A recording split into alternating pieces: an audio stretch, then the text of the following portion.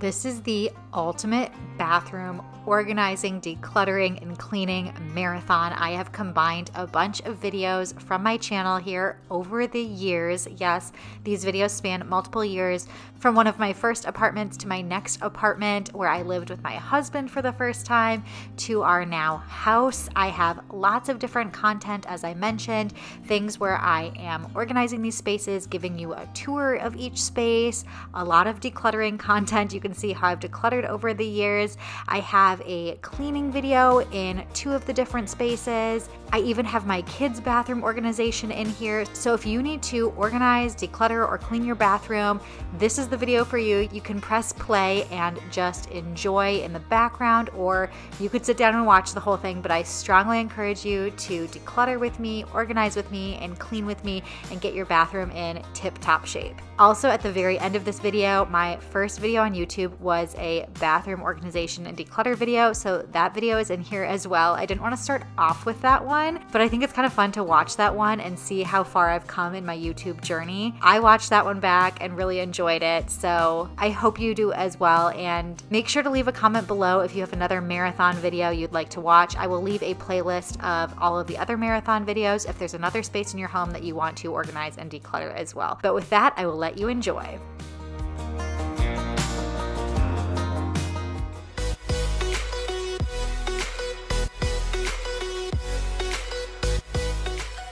I'm going to be reorganizing everything, figuring out exactly what I own, hopefully doing a little bit of decluttering, but also prioritizing which products I want to use first so I can continue to declutter things and actually use things up before they expire. So if you guys are ready, I have a ton of products, so we should probably get started. You say all the right things when I'm hurting. You always pick me up when I am down.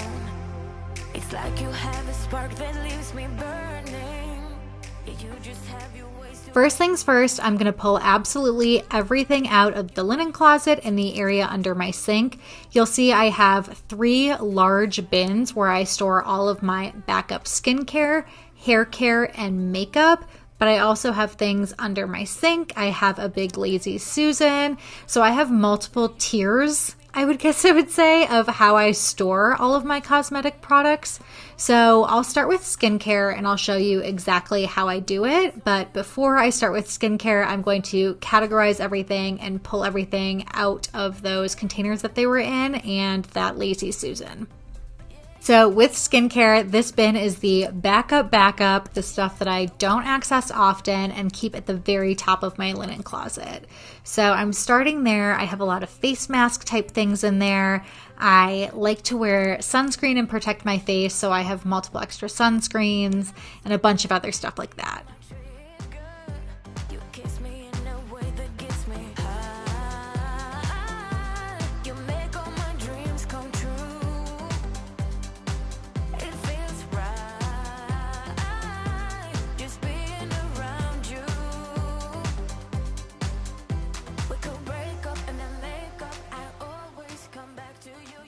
So as I strategize, I want to keep this backup bin, again, for things I don't access often. Then I want to use this acrylic drawer for things that I'm trying to work through that are more pampering items like face masks. And then I'll have my daily skincare in the drawer under my sink. So that's 3 levels of things. It might seem crazy, but it makes sense in my head. Within this category, I'm going to go through each group and decide where those items belong. So starting with my sunscreen, I have a bunch of backups. Those are going to go in the bin, and then I will keep 1 to go in my daily skincare drawer under my sink. Next up is face masks. I'm going to put 3 out of the 4 away, and then put 1 into the drawer that I want to use. So focusing on 1 at a time.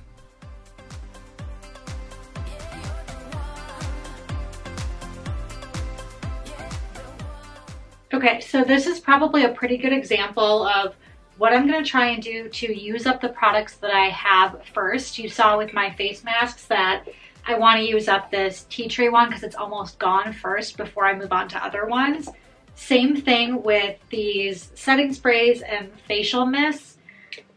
This one's actually completely full. I would think about pouring the small one into the big one, but It's already full, so I'm thinking I just want to use up this mini one first. Having a facial mist isn't really necessary for me when I travel, so I don't really need this. So I'm going to use this one first, put these ones away, focus on this one, and then I'll move to another one after. I've been telling lies about something real, but I know love is based on honesty.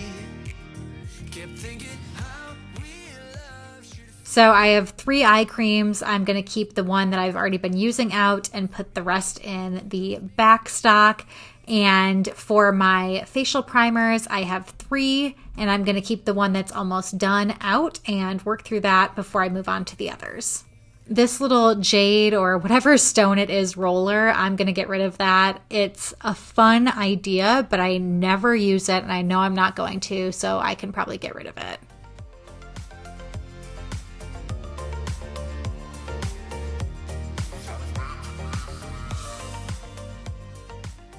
Next up is my hair care. I only use 2 separate areas to store this. So I keep things in the backup hair care bin that I just pulled a bunch out of, and then the rest that I use on a daily basis in my Lazy Susan in the linen closet. I'll keep 1 hair oil out.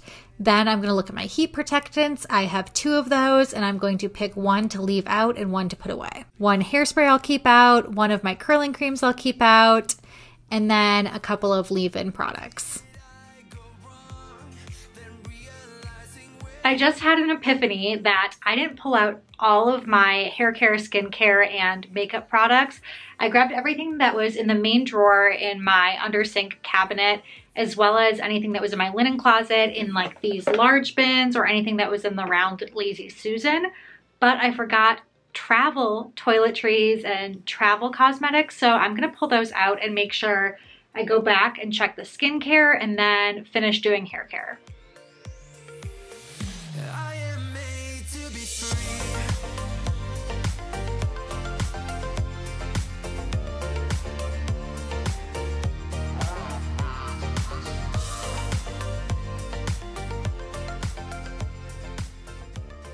So you'll see I found another heat protectant that has a lot less in it. So I'm going to finish that one first, put the other heat protectant away, and then start looking at my other travel toiletries. I do have some of those little packets. I don't have a crazy amount, but I do want to pick a couple out so I can actually use them. And then the rest of them I want to save for travel because I do use these for traveling.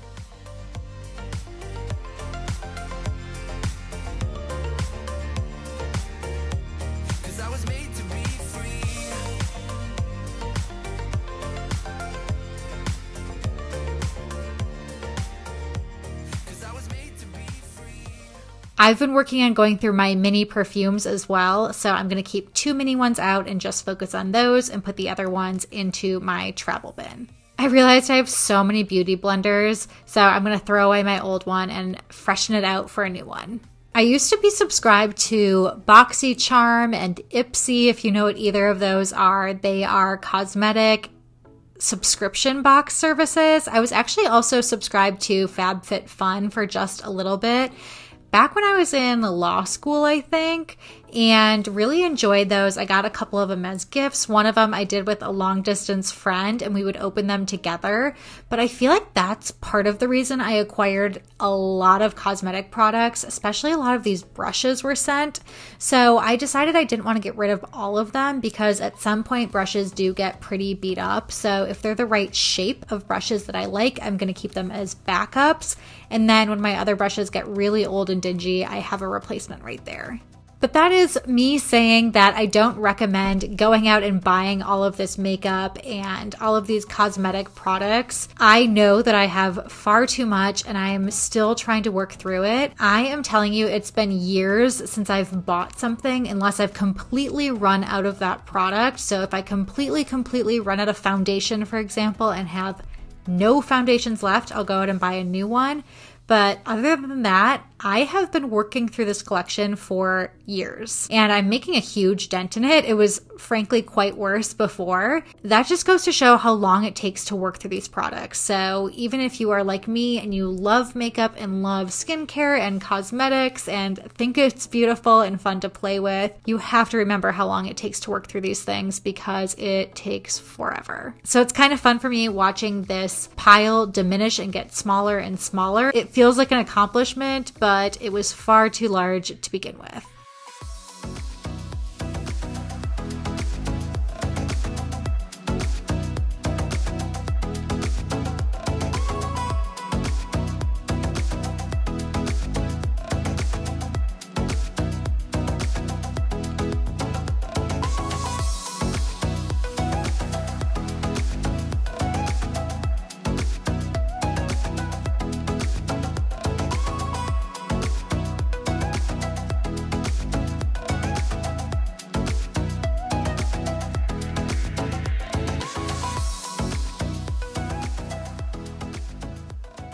So I'm actually combining some of these Bare Minerals powders. I have a face powder and then a translucent powder, and they're the exact same product, so I'm just gonna pour them into the same container and try and get rid of a little bit of clutter.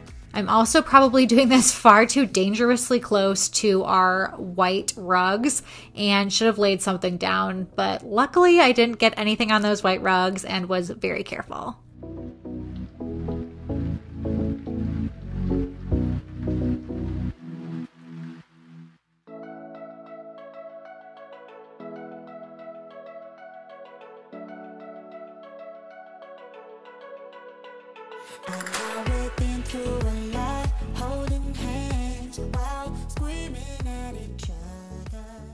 For makeup, I do kind of what's similar to the skincare. I have my daily acrylic drawer that I'm going to put back in my under sink area that you're seeing that I'm filling up, as well as the acrylic stack that goes into my linen closet. That's my makeup that I might use on more of like a weekly basis or something, but not a daily basis. And then I have the big backup bin that goes at the way top of the linen closet, and that's just when something needs to be replaced.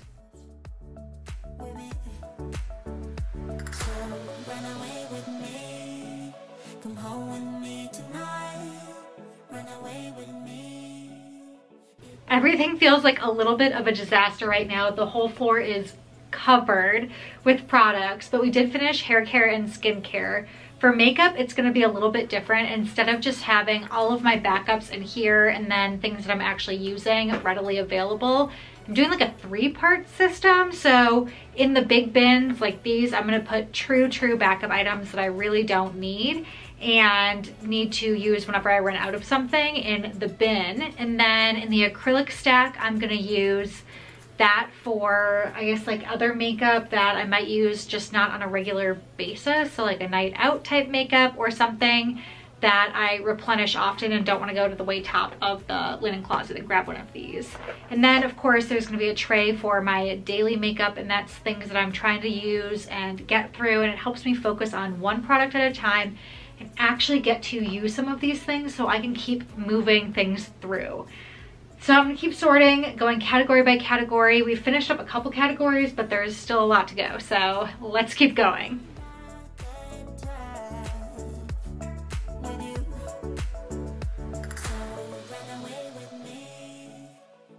For mascaras, I like to have one more dramatic mascara and one kind of lighter one for daily wear. So I'm going to put both of those into my daily drawer. And then I'm trying to differentiate between what is an eyeliner and what is an eyebrow pencil.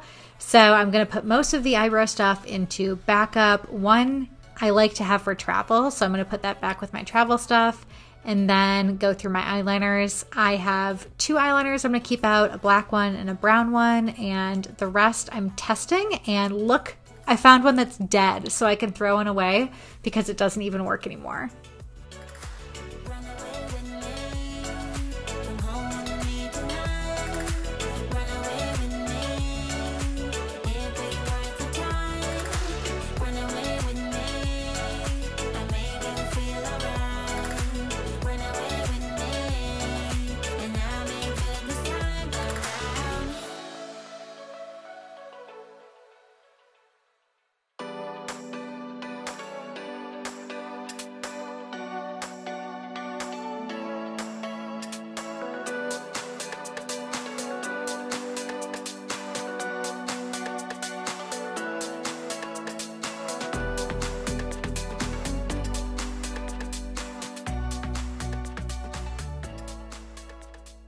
So now I'm going to move on to bronzers. You can see this is the bronzer I've been working through on a daily basis. So I'm going to keep that in my drawer.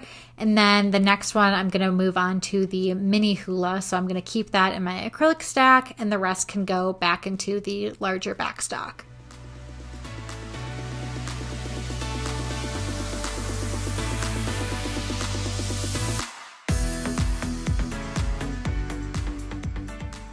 This palette I like for travel. It has a bronzer and a highlighter. This highlighter palette, you'll see that's the one I've been working through.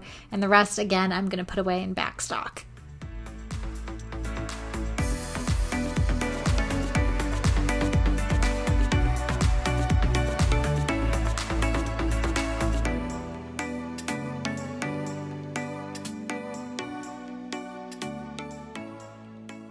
And then look at this blush, it is almost gone. There is no feeling like that to me, like finishing up a product that has taken forever to use.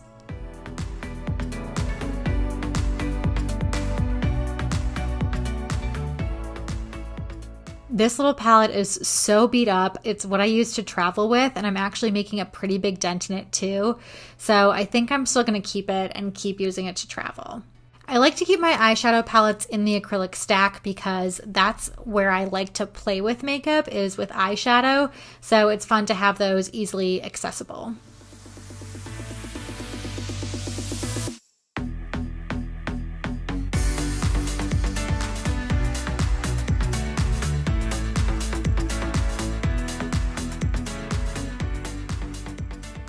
And this is the eyeshadow palette I've been working through. Look at this. Again, such an accomplishment. I'm making my way through and honestly almost done with it. Okay, you guys have to let me know if you are like me and you use your makeup all the way until the very end. Have you finished an entire eyeshadow palette like that Naked palette that I have that has a bunch of different eyeshadows in it?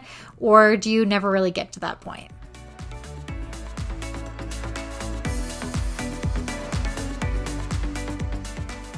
So here is my daily drawer. It has all of my daily skincare, all of my daily makeup. That's all I need. The next drawer down is all of my nail polish and nail care, I guess.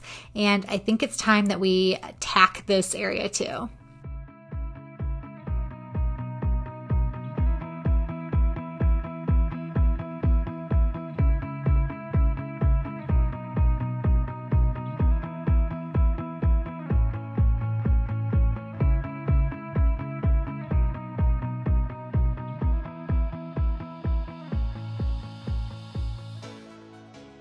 I love using this nail lacquer thinner. If you have a polish that you think is dead because it's too thick, try this out. It's going to revive it completely.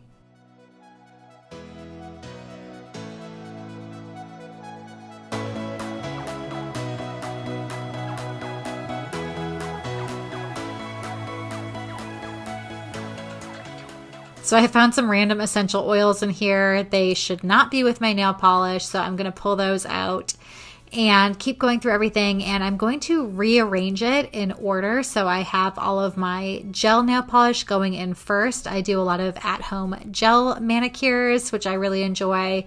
Then all of those top coats, base coats, and cuticle oils on the far left. And then I'm going to go through my regular nail polish, make sure none of it needs that thinner, and organize it by type and then by color.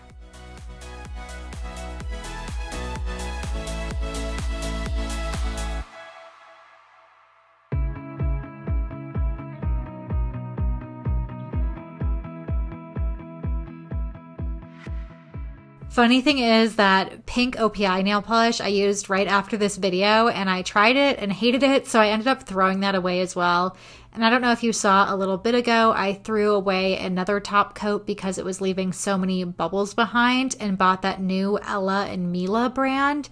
I'm trying to have some more cleaner beauty products, so the Ella and Mila is a much safer nail polish brand. So I have really enjoyed using that and was able to get rid of, I guess, 2 bottles of nail polish out of that whole thing.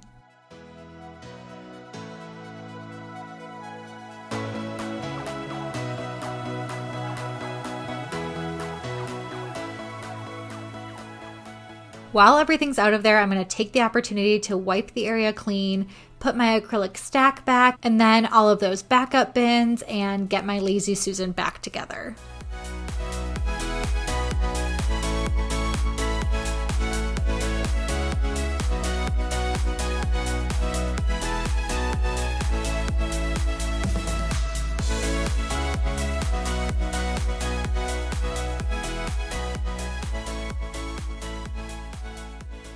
You'll see I keep everything in little piles and categories. So I had my makeup brushes, then all my hair care products together, and so on.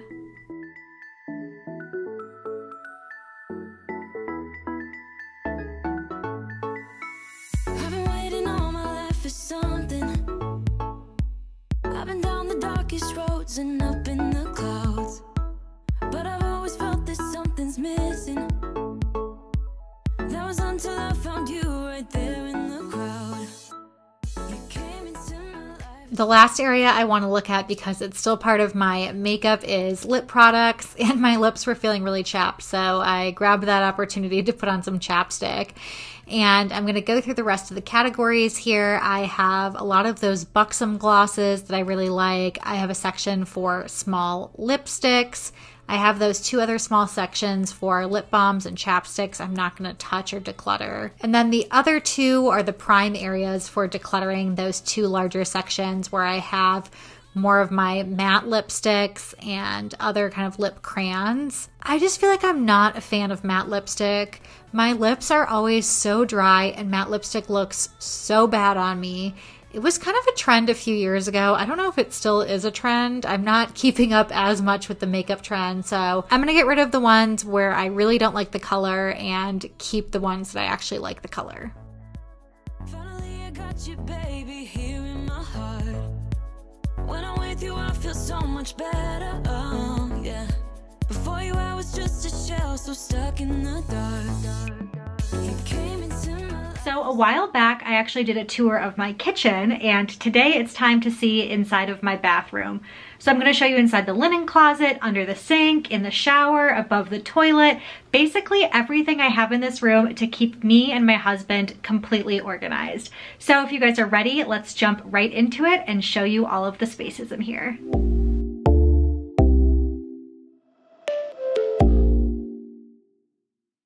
So let's start off in the shower, and I'm going to show you all of the products that I keep in there and how they're organized. So you'll see that I decanted all of my shower products and put them into amber glass bottles. They're actually linked in the description box below if you're interested in purchasing them. But all of the labels that you'll see on the bottles are labels I created myself. So if you're interested in any of my labels, you'll see there's lots of labels throughout the bathroom. You can head to my website, that'll be in the description box as well, and I can make custom labels for you too. And I really like having decanted products. I think it looks nice and streamlined and clean in here. And then I can buy bulk sizes and just fill up these bottles without having giant, massive quantities actually in the shower with me. So moving on to the area above the toilet, I have a unit that I installed from IKEA on the wall there. I use it as kind of half decorative and half functional. So I'm gonna pull down some of those bins and you can see exactly what I keep in them. But you'll also see there's a glass jar where I store all of my bath bombs. Again, that's one way for it to look both decorative and actually be functional, because if I wanna use a bath bomb, I pull it out from there and toss it in the bath with me. So I'm gonna grab one of those bins and I'll show you what's inside.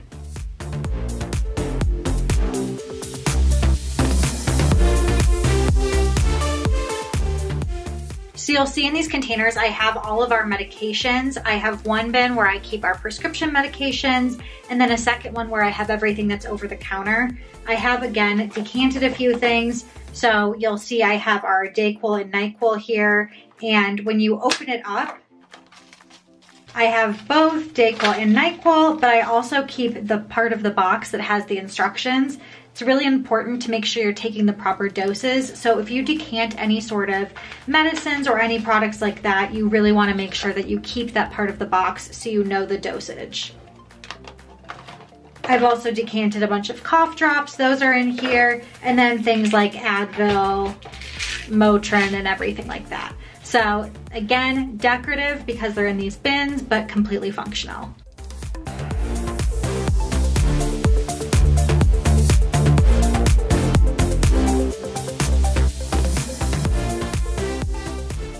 under the sink is pretty much my domain. My husband does share this bathroom with me, so we try and split things up. But of course, being a woman, I have a lot more products than he does in the bathroom. So most of these 2 stacks from the Container Store are my stuff. So I'm gonna open up each of the drawers and show you what's inside, starting with my makeup products that I use on a daily basis.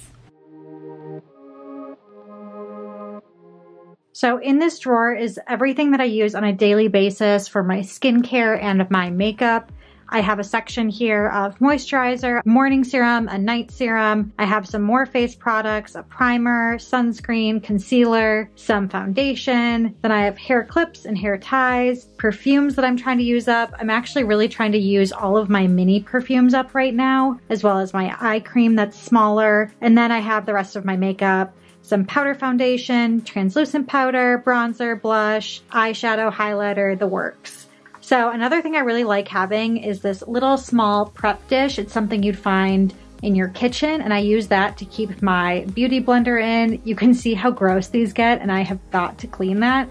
But that way I don't get makeup all over my drawer organizer and the rest of my makeup products.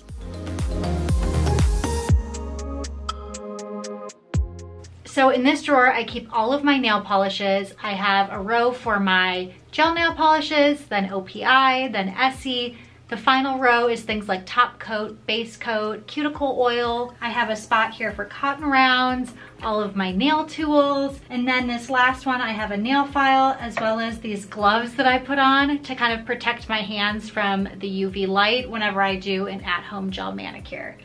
So I have a question for you guys. My husband seems to think I have a crazy amount of nail polish, and I do all of my own manicures at home. I think I have a lot, but I don't think it's a crazy amount. Leave a comment below and let me know if your collection looks like this, if it's smaller, if it's bigger, and who's right. Do I have a normal amount of nail polish, or is this a crazy amount? So the next drawer is all of my hair products.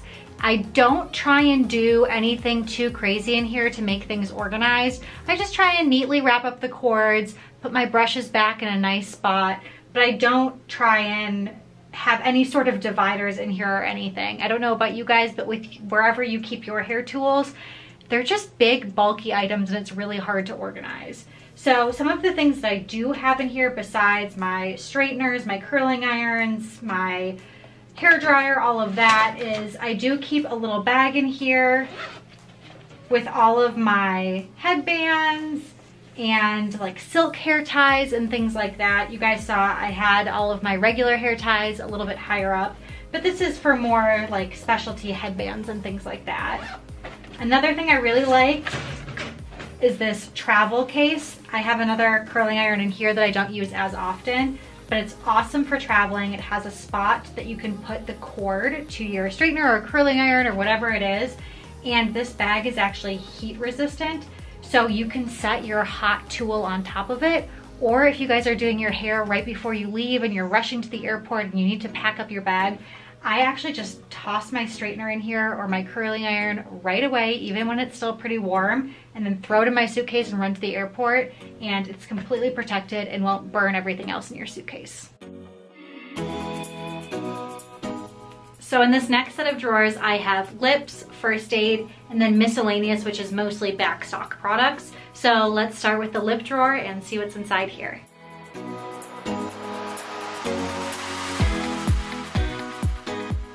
So in here, you guys will see that I have all of my matte lip products on one side. I have my lip crayons, lipsticks, lip glosses, chapsticks, and then sort of lip balms that are in little tubs or small containers like this.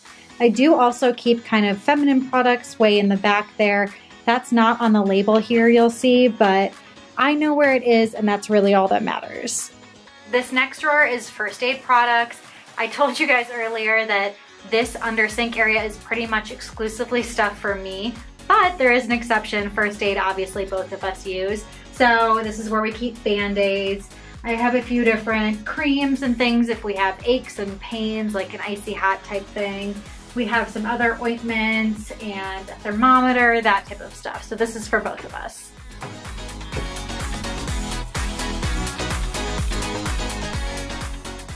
At the bottom here, we have the miscellaneous drawer. And sometimes when you have an organizing solution, you need a miscellaneous drawer. A lot of times I'll label it as backstock. That's what this happens to be, is mostly backstock, but I try and keep it as organized as possible. So I'm gonna pull a few things out and show you what it looks like. I have these photo bins right here. You guys, you've seen that I've used them a lot before throughout my apartment to organize. They are awesome. You can buy them in a bulk pack, but I have some where I have extra hair ties, some more feminine products, again, more feminine products. I have contacts in here. And then I have another little organizer here with more hair products that's divided. It opens up like that, so I can grab extra hair products and then refill the drawer that I use on a daily basis. So I keep in this drawer my different travel containers. You'll see I have a large one here with a smaller one, some of the things that I bring with me every single time I travel. So I keep those there. I have a backup set of makeup brushes that always stay in this container ready to go for travel. And then I have another container for travel toiletries that are all stuffed in there. It's mini things, and I'll supplement whatever I already have pre-packed with everything that's in there. I just showed you my under sink area. There is another cabinet here that I leave to my husband. That's his and his alone. And I know being super organized, sometimes it feels like I am dominating every area of the apartment with all of these different organizational systems. So in his spaces, I just completely let him be. So in his nightstand, that's his thing. In his cabinet, that's his thing. His office, he could do whatever he wants with. So I can show you guys inside and you'll see the difference. I did not stage this at all. I just completely opened it and I'm pretty surprised. He actually had this container from the Container Store before our marriage. He used one of my old shelf risers, but he keeps things pretty neat. I will give him the fact that he is potentially neater than I am. We both say that I'm more organized than he is, but I think he is neater than I am. He just owns a lot less stuff, so it's probably easier to keep it neat, but this is his little tidy area. In our top bathroom drawer, which I don't even know why I'm saying top bathroom drawer because this bathroom only has one drawer, we pretty much have to share it because there's only one. So we put both of our toothbrushes and toothpaste. We both have obviously a different toothbrush, thank goodness, but we use different toothpaste, so we keep that on separate sides. I have my deodorant, he has his deodorant, he has his contacts case because he uses monthly contacts. I use daily, so I just toss mine out every day. And he also has his hair gel, and then the two of us share some dental floss, so we keep that in there as well.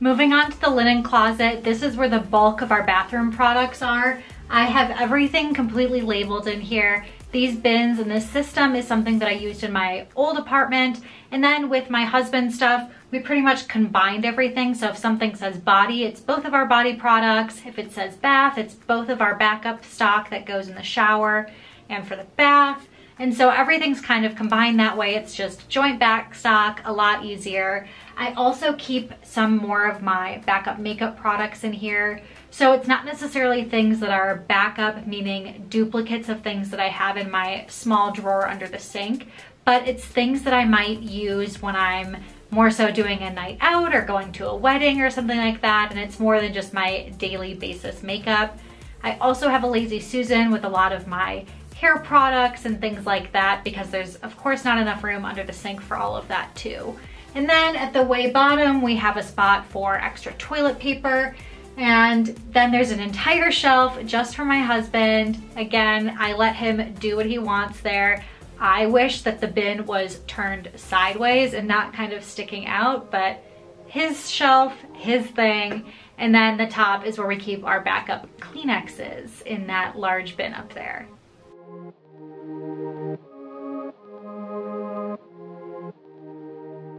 We keep our towels and our robes on the back of the door using an over the door hook organizer. and then on this one towel rod that we have in here. So my husband keeps his towel here. He can spread it out. He takes a lot of showers, so that way it can dry a little bit easier. And then I keep my towel on the hook over here on the door, as well as my robe and his robe. In today's video, we're going to be talking about cosmetic and makeup expiration dates. And this might seem like an interesting topic or kind of off subject for the types of things I usually share or talk about, but it's not, because expiration dates in the bathroom relate to decluttering. We have been focusing on the sophisticated declutter here on YouTube as well as on my Instagram. And the past couple of weeks, we've been working in the bathroom on decluttering. This week, we're specifically looking at makeup and cosmetics in the bathroom. So I thought it would be perfect to go through all of the different expiration dates for different items in the bathroom, specifically makeup and cosmetics, but also kind of what you should pay attention to, how it works, and all of that type of stuff. So if you guys are ready for it, let's jump right into the video. Before we dive into anything else, I should mention at the outset of this that I am not a dermatologist, so if you're looking for more detailed information or you have specific questions, a great place to go is to ask your dermatologist, and they can hopefully give you a little bit more guidance.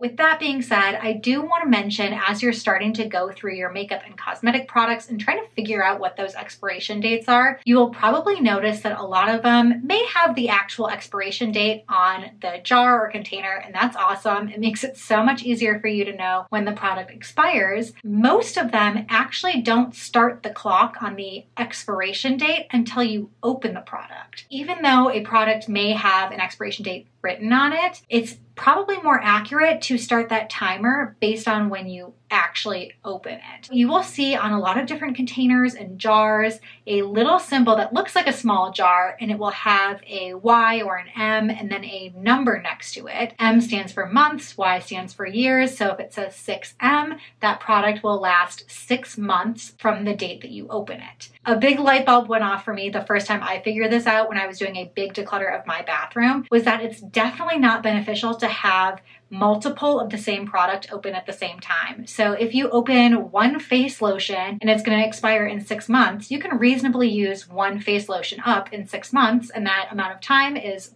perfectly fine. You don't have to waste your hard-earned money by throwing away products because they expired. On the other hand, if you open up 3 or 4 face lotions at the exact same time, no way can you use all of those by the time they expire. So it's really important to make sure you're opening up one item, maybe 2 if they have kind of different functions. So a morning moisturizer and a night moisturizer, that's totally fine. I wouldn't try and experiment with too many products at once because you're probably just going to end up wasting your money. You may be asking yourself, that's great, but my product doesn't have an actual expiration date on it, and it also doesn't have one of those little jar symbols with the M or Y indicating how many months or years it takes to expire after I've opened the product. So what do I do? How do I know how long this product lasts, and how do I know when it expires? The 2 options are, number 1, you may find that there's a series of numbers and letters mixed together somewhere on the container that you're looking at. That's actually the batch code. So you can figure out the manufacturer date and when the product was made, and that will hopefully help guide you and inform you potentially how long that product has been in your collection. You kind of want to keep in mind that when it was manufactured, then it's going to take a little bit for it to get to the store, then it's going to take a little bit for you to purchase it off the store shelf. It isn't an exact science, but it gives you more information than you would have otherwise. I will link in the description box below a couple of websites that you can use to type in those batch codes and try and figure out when your product was made, and hopefully that helps you a little bit. The other thing that you can do, option number 2, if you don't have an actual expiration date or that little jar symbol, is to just kind of go by the general guidelines of how long certain products take to expire when they're in your collection. So I'm going to leave on the screen here, I'll scoot aside so we can fit more here, and I'm going to list all of the different basic products that you might have in your collection and the approximate amount of time that it takes for them to expire. Keep in mind that there are lots of variations in these numbers. These are just kind of general guidelines as to how long it takes a product to expire. Another thing to note as you're looking through these items is that a lot of things will vary depending on whether they're cream products or a gel product or a powder product. Powder products tend to last so much longer than a cream or liquid or gel product. Oftentimes it dries up, but also the liquid products, the more water that's in there, the more likely you are to have bacteria building up in there and to actually potentially cause a problem with your skin. After you've gone through all of your products and you've figured out exactly when they expire or how long they've been in your collection, you might be wondering how seriously you actually need to take these expiration dates and whether you truly need to throw something away the moment it's expired, or if you can maybe hold on a little bit longer and continue to use it past the expiration date. This is another one. If you do have questions, you can ask your dermatologist, but it's kind of a personal preference thing. Think about food in the kitchen. I am somebody that if dairy expires, I'm done with it. Even if it's a couple of days past its expiration date, I'm not messing with expired dairy. But other types of foods, I might push it a little bit past the expiration date and I don't really mind it. It's kind of the same with your cosmetic products. There are certain things that you should really probably throw away once they've expired. Things that you put on or in or around your eye. Eyes are super sensitive, so you definitely don't want to put a product that's expired and potentially has a lot of harmful bacteria in there around your eye and cause some sort of an infection. So if there's anything that you're going to stick to and stick to those strict expiration dates, toss your eye products. Another thing that you might want to keep in mind is whether it's a jar that you might have been sticking your fingers in, or a container that has an airless pump in there, or something like that. There's a great difference between a product that you're continuously sticking your hands in and reintroducing germs.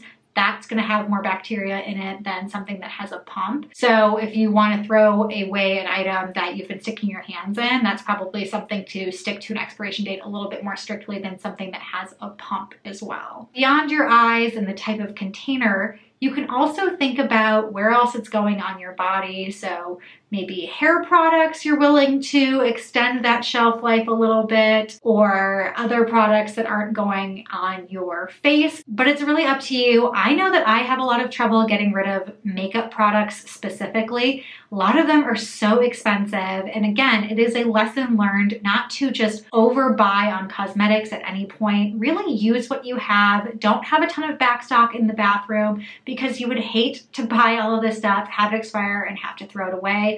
Or you try and push it and try to hold on to it, even though you know it's past its expiration date, and then you break out in some sort of rash, or you have issues because the product has a bunch of bacteria and it's expired. So it's really whatever you want in the bathroom, but I feel like having this information helps me personally, and I'm hoping it helps you too as you go through decluttering your bathroom products, to know exactly what you're looking at and to be a little bit more informed on expiration dates, because I know it can be super confusing.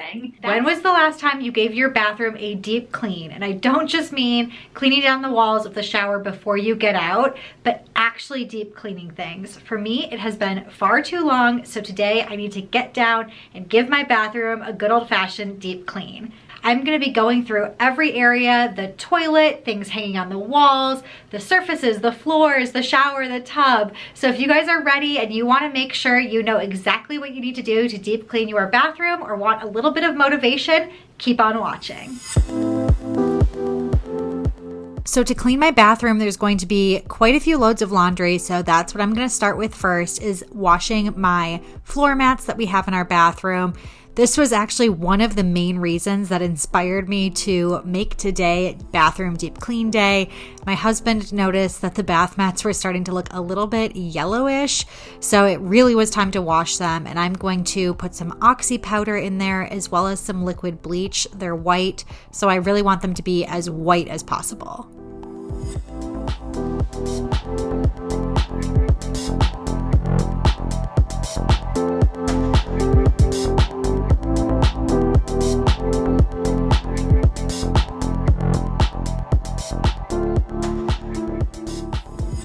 Next up, when deep cleaning any room, you'll see that I always like to make sure that I'm wiping down the doors, the handles, the baseboards. Here we have towel rods as well as light switches. So when you're normally cleaning, at least when I am, I often forget about the walls and the baseboards and those types of things. So this is more of a deep cleaning task for me to make sure I get everywhere. Now keep in mind, if you have a ceiling fan or vents that are accessible, you're going to want to clean those as well. Anything that's hanging on the wall, like this unit that I have right above my toilet, I'm going to want to take everything off, give it a nice deep clean and dust. If you have pictures that are hanging on the wall, pull those down and wipe it behind them, collect dust off of the sides and top of it, as well as dusting the front or using a glass cleaner if it's a framed photo that has a glass surface on the outside.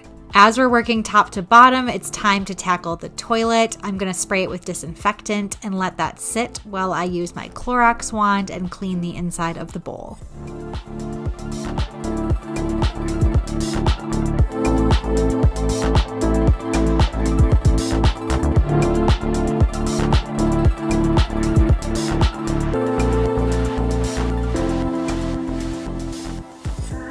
Don't forget to empty your trash, but also just to kind of wipe down the trash can as well. You can completely clean the entire thing and put it in your bathtub and clean it, or in your kitchen sink. But I'm just going to do a little spray down with my disinfectant and make sure that I'm cleaning both the outside and the inside of the trash can. I've been trying to be better about using microfiber cloths when I'm cleaning the toilet. It used to be the one area where I would use paper towels when cleaning just because I kind of get grossed out by it. But now I just use a microfiber, and once I clean the toilet with it, then I'm done cleaning the rest of the bathroom. So the purple cloth is now done.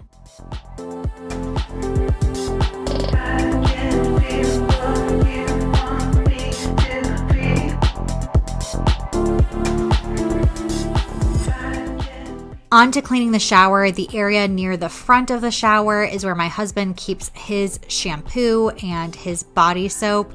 And there's definitely some soap scum that's kind of collected there, so I'm going to give that a nice wipe down, as well as cleaning off his shampoo bottle. Then, to give the rest of my shower and tub a good deep clean, I'm going to make sure I get the walls as well as the tub basin. A lot of times I feel like the walls are kind of self-cleaning if you just give them a nice little wipe down before you get out of the shower. But the tub I do deep clean on a regular basis because I love taking baths. But because today I'm deep cleaning the whole bathroom, I'm going to make sure I get my shower cleaning solution on the walls and really scrub it down.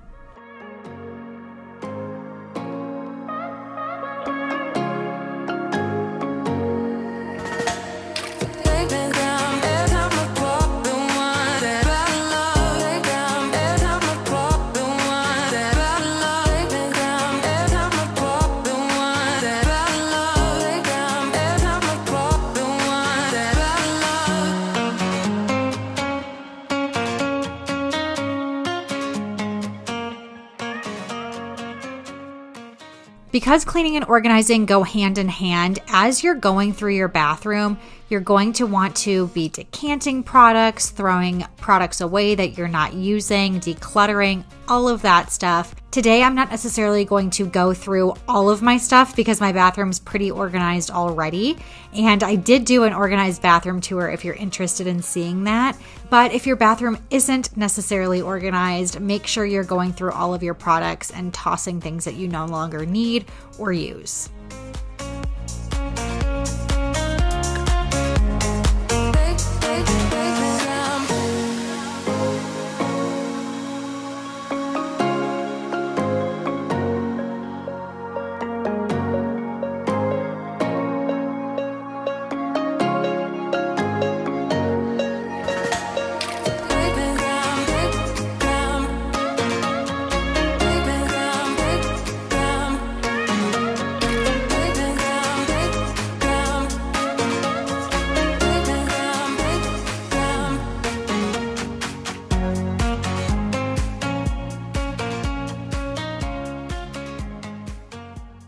Like I said, there's a bunch of laundry to do with bathroom deep cleaning, so I'm going to grab my towels, stick those in the wash, and switch over my bath mats to the dryer.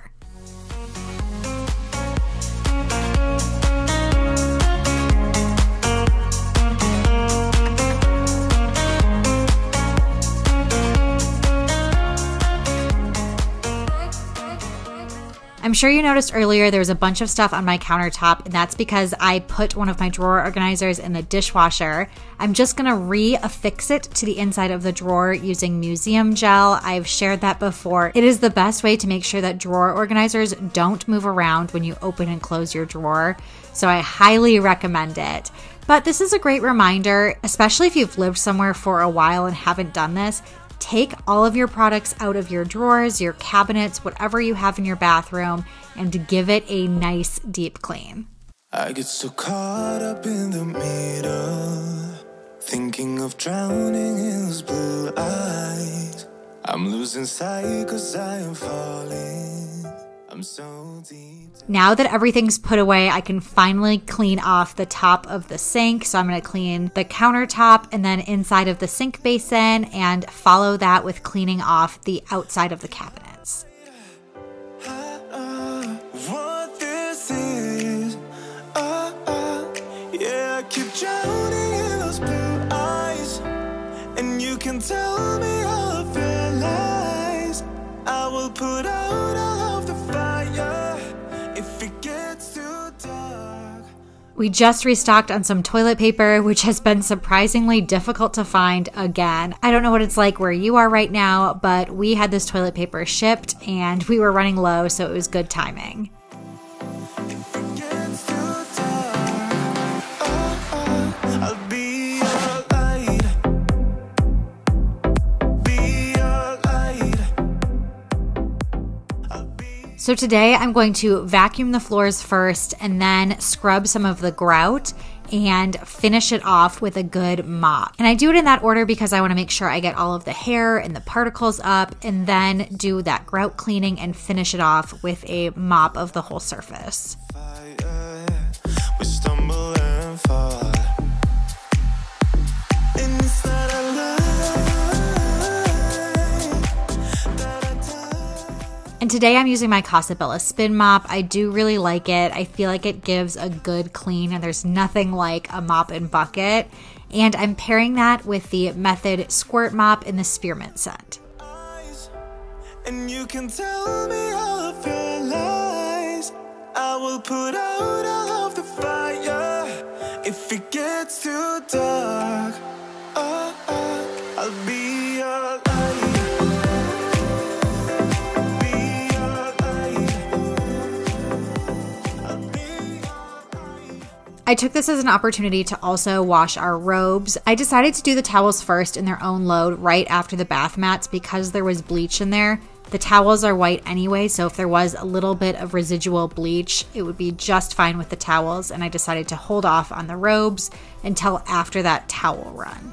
So if at any point you feel like I've been going too fast or might not have covered something that's in your bathroom, I do have a bathroom deep cleaning checklist that's a part of a printable pack that's on my website, where I have deep cleaning checklists for a bunch of different rooms, as well as some DIY cleaner recipes and more. So make sure to check the description box below for a link to those checklists. It's time for the finishing touches. I'm going to put a fresh garbage bag into the trash can and then head back to my laundry area and grab my washed and dried towels and fold those and hang those back up in the bathroom.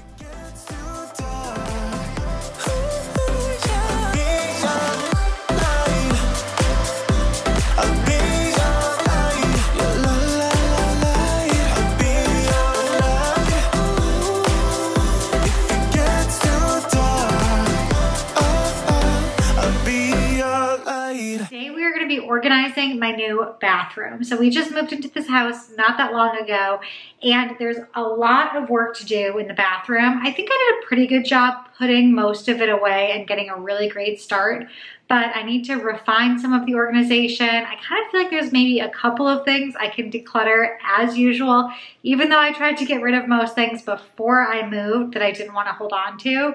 But I'm just going to take you around my new bathroom, show you guys everything, and do some organizing with you. So let's get going.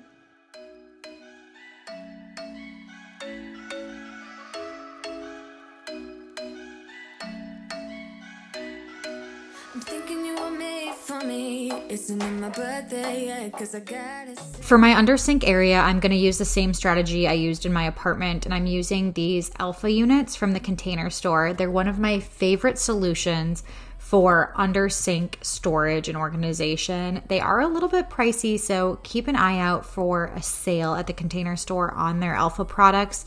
They usually have some pretty good sales going on quite often. So if you like this solution, make sure to keep an eye out. I packed everything up into these when I moved, so I need to go through and rearrange everything and make sure it's the way that I want it organized. I pulled out a lot of the small items so they didn't fall through or anything like that. But I'm going to start with all of my hair items. So I've gone through and looked at all of the tools that I use, and now I'm going to go through all of the extra hair ties that I have. These are more like scrunchy type hair ties. Baby, I will show you how you can catch my vibe. And right away, got so much time looping in the blurry lights. Get in my way now, don't be shy. We'll be here dancing day and night. Get in my groove now, don't be shy. After that, I'm going to tackle my nail polish. I did unpack all of this nail polish. I had it in a Ziploc bag when I moved and put it right back into here, kind of the way I had it last time, but I'm just going to fine tune things and make sure it's in the order that I want it.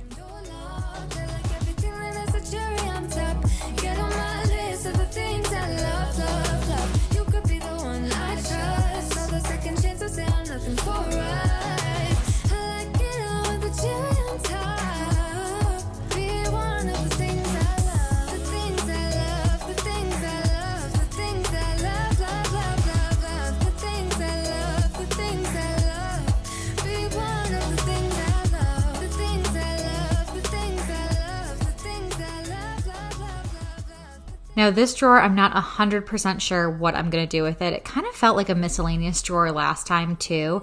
So I'm for sure going to put all my lip products in here, but after that I really don't know. So I'm just going to start with that. And I actually know that there are some things I can probably declutter here, but I'm going to go through category by category with my lipsticks, my chapsticks, and try and sort them that way.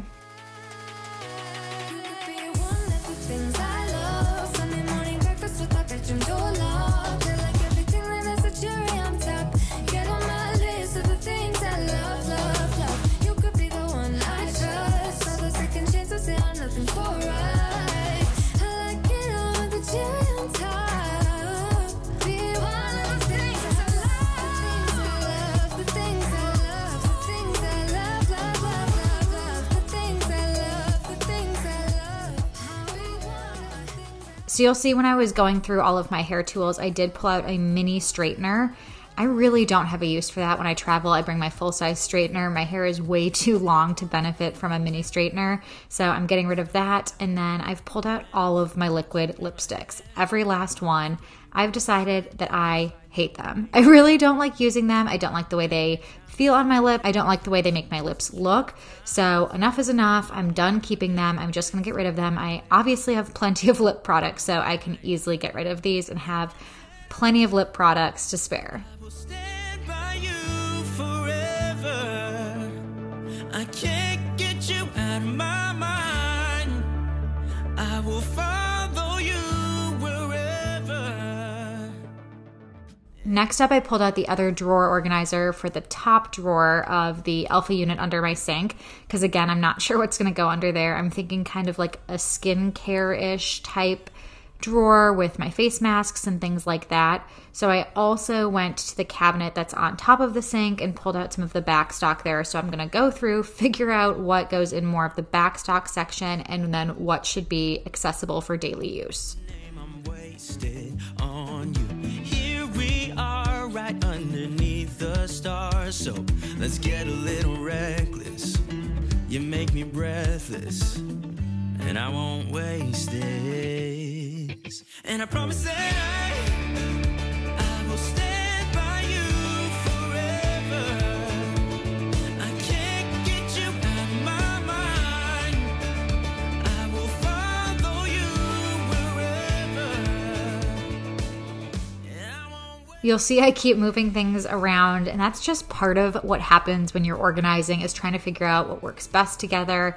I keep building the drawer organizer there on the right as kind of a skincare one. I'm taking things out because I actually have a little bit more space than I did last time.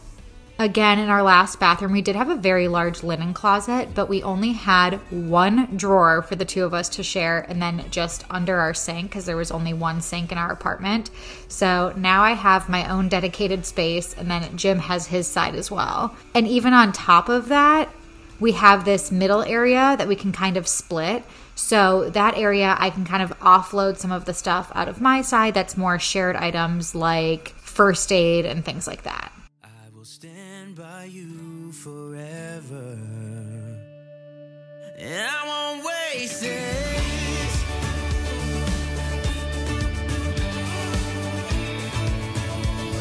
I'll follow you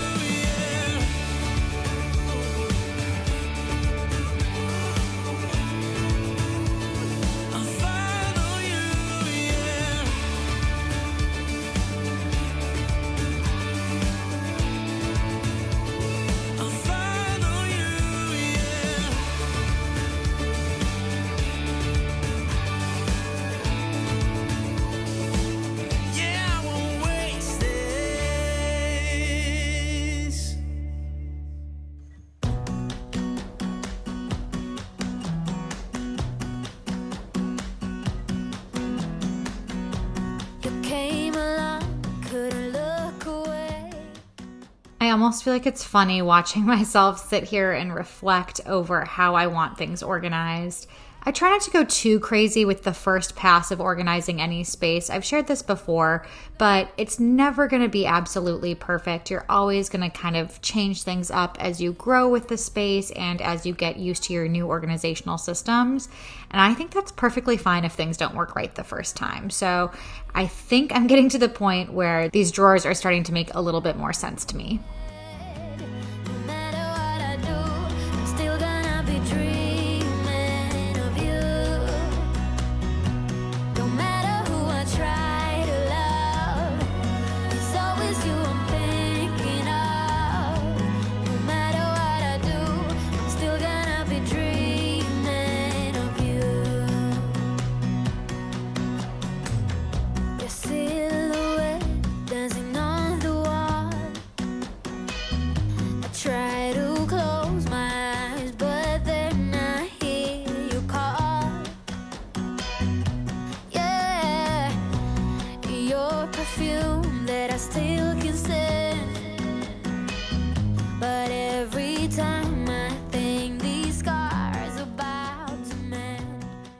So after all, I decided to make this top drawer on the left side like an eye and lip drawer, plus some of my backup makeup brushes I put in the way back there. I almost want to consider using monthly contacts because of how many contacts I have with these dailies, but I honestly wear contacts maybe once every other week, if that, because especially working from home, when I need to look at my computer screen and stuff, I just use my glasses. I don't have terrible vision or anything. I can still drive without glasses or without contacts. So I just have these dailies and use them whenever I need them and then toss them when I'm done. So maybe monthlies wouldn't quite work for me, but I just hate how many little things of contacts I have.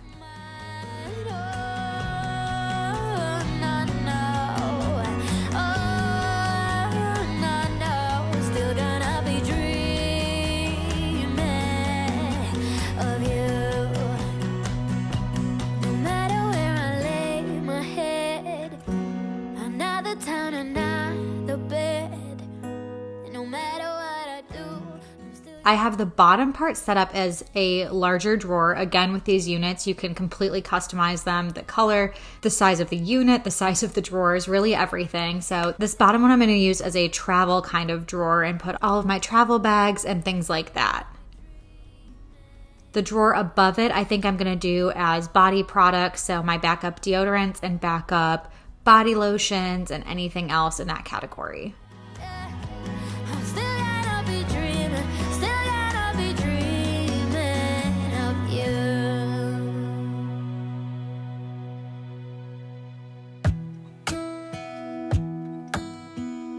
Hey, I heard you got a new best friend. Yeah, it hurts a bit, I won't pretend that it doesn't matter that you're with someone else.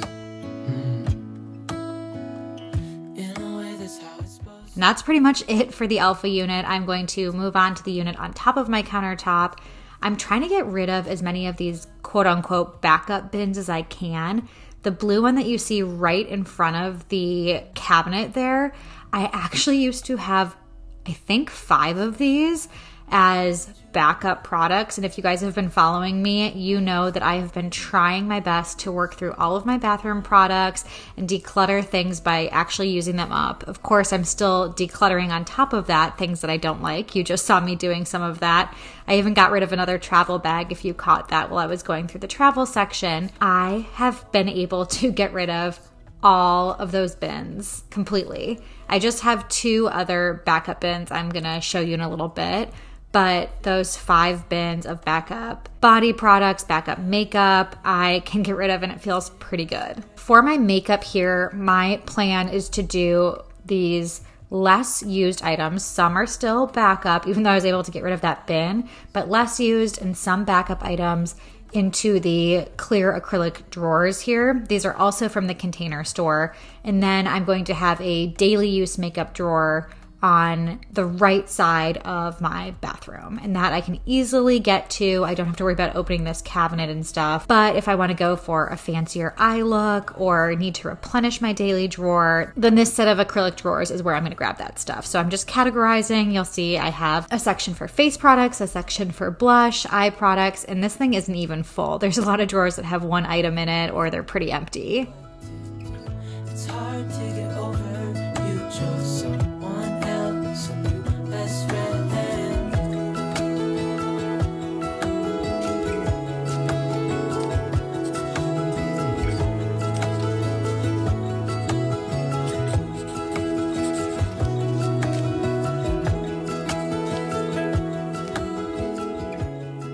This body drawer doesn't really look the neatest. It's kind of messy. I did go back actually after this video and clean it up a little bit, but at least... Hey, I heard you got a new best friend. Yeah. As I was filming this video, I had all of my body products together. I had self-tanners in there. You'll see all those body butters and lotions and deodorants. And I just wanted to have one of everything that's easily accessible up here in my cabinet. And then if I wanted other things, then I could go under the sink for the alpha unit. Best friend to the end. I hope I'll be happy without you. Right now I don't know what to do. It's hard to get over. You chose someone else. The two top drawers that are a part of the bathroom sink there, I'm going to do the right side, like I said, for all of my daily use makeup. So here is what that pretty much looks like. And then on the left-hand side, I'm going to do all of my other daily use products. So I'm going to have some of my contacts there that I can easily access. I'm going to have some cotton rounds. I'm adding Q-tips as well, and then toothbrush, toothpaste, deodorant, and some face wipes, and that's pretty much it. Like we did. I guess shit happens for a reason. But it's like something feels different from back then. Why don't we go back to? Why don't we go back to? Honestly, I'm open wide. I don't feel like waking up without you by my side. Figured I might as well restock Jim's Q-tip section over on his side as well. You'll see his is basically a mirror image of mine. I'm going to let him organize his side. There's no need for me to do that for him, but might as well restock the Q-tips while I'm at it.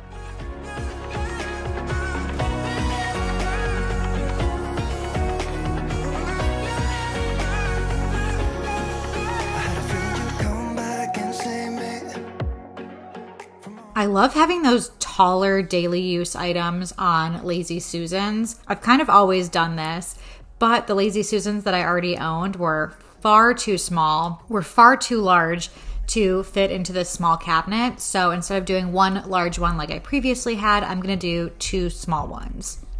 With that, I do need to adjust the shelves a little bit. I want to take advantage of the space as best I can so I can move those small little acrylic drawers up a little bit and give myself more space for those tall items that are going to stand upright on the Lazy Susans. Waking up without you by my side. I still see your silhouette. Why don't we go back to?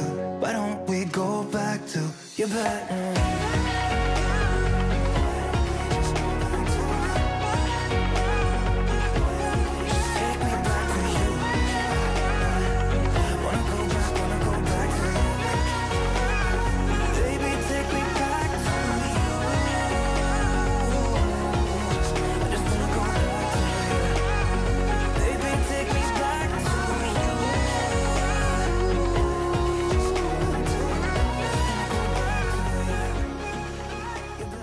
Because now I have two Lazy Susans, I'm going to categorize them a little bit more. So left side is kind of hair care and body care, and then the right hand side I'm doing more makeup, skincare, and a couple of extra perfumes. Below that I also have my tool to do my gel manicures at home, and then some of my small travel products. Again and again, again and again and again and again.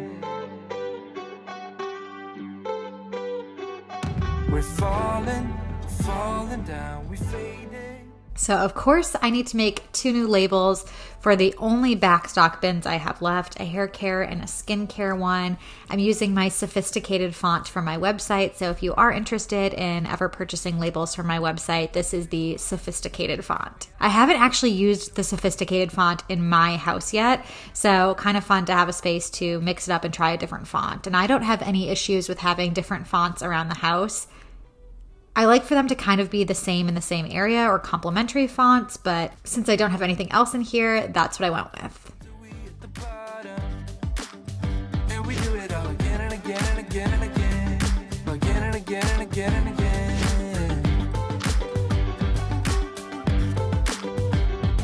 We're falling down, we faded.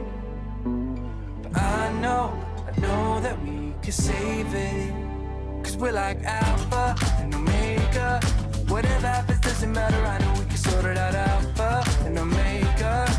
Even if we go all out and break us down, I know we are Alpha and Omega. Whatever happens doesn't matter, I know we can sort it out. Alpha and Omega. And now we get to the actual disaster. This is one of those drawers I was talking about earlier that can become more of a shared space for Jim and I. It's in the middle, so the two of us really can share it. And right now I had all of the first aid stuff just in a little Ziploc in a complete pile and a mess there. And then on the right-hand side, I was trying to do all of our extra products for our teeth, like backup toothbrush heads for our electric toothbrushes, and our chargers and extra floss, some of those little goodies you get from the dentist and all that type of stuff on the right side of it. And then I wanted to go through and organize the first aid products because, as I'll show you in a second, the next drawer down is a little bit of a mess too, and I need to figure out how to arrange the two.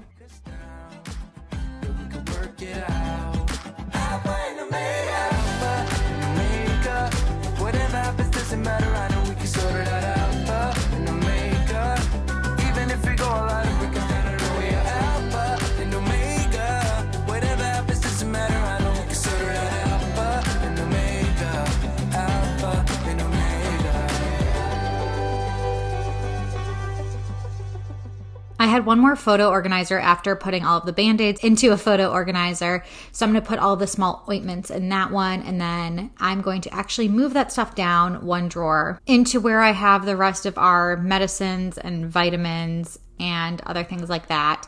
That drawer still needs a little bit of work. I actually want to buy one more organizer. Those organizers used to be for my refrigerator. So I'm going to get one more for the left side, and then that drawer will probably be close to good.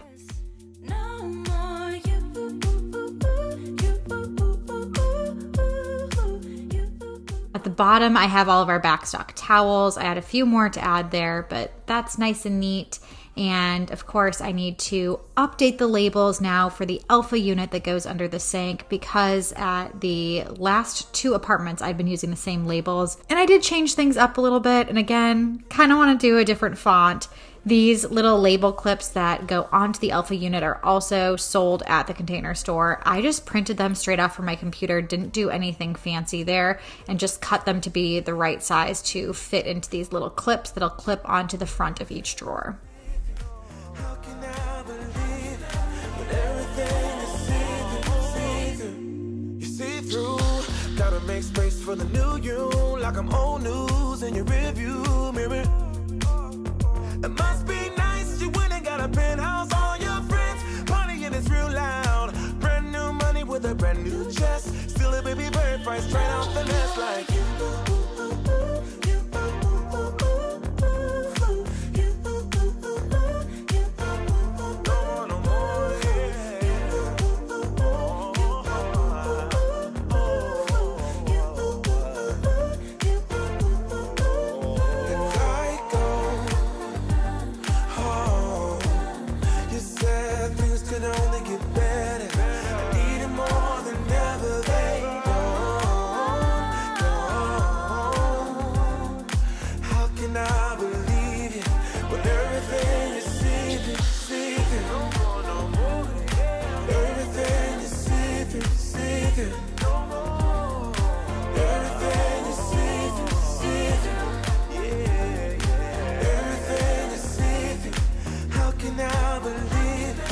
Everything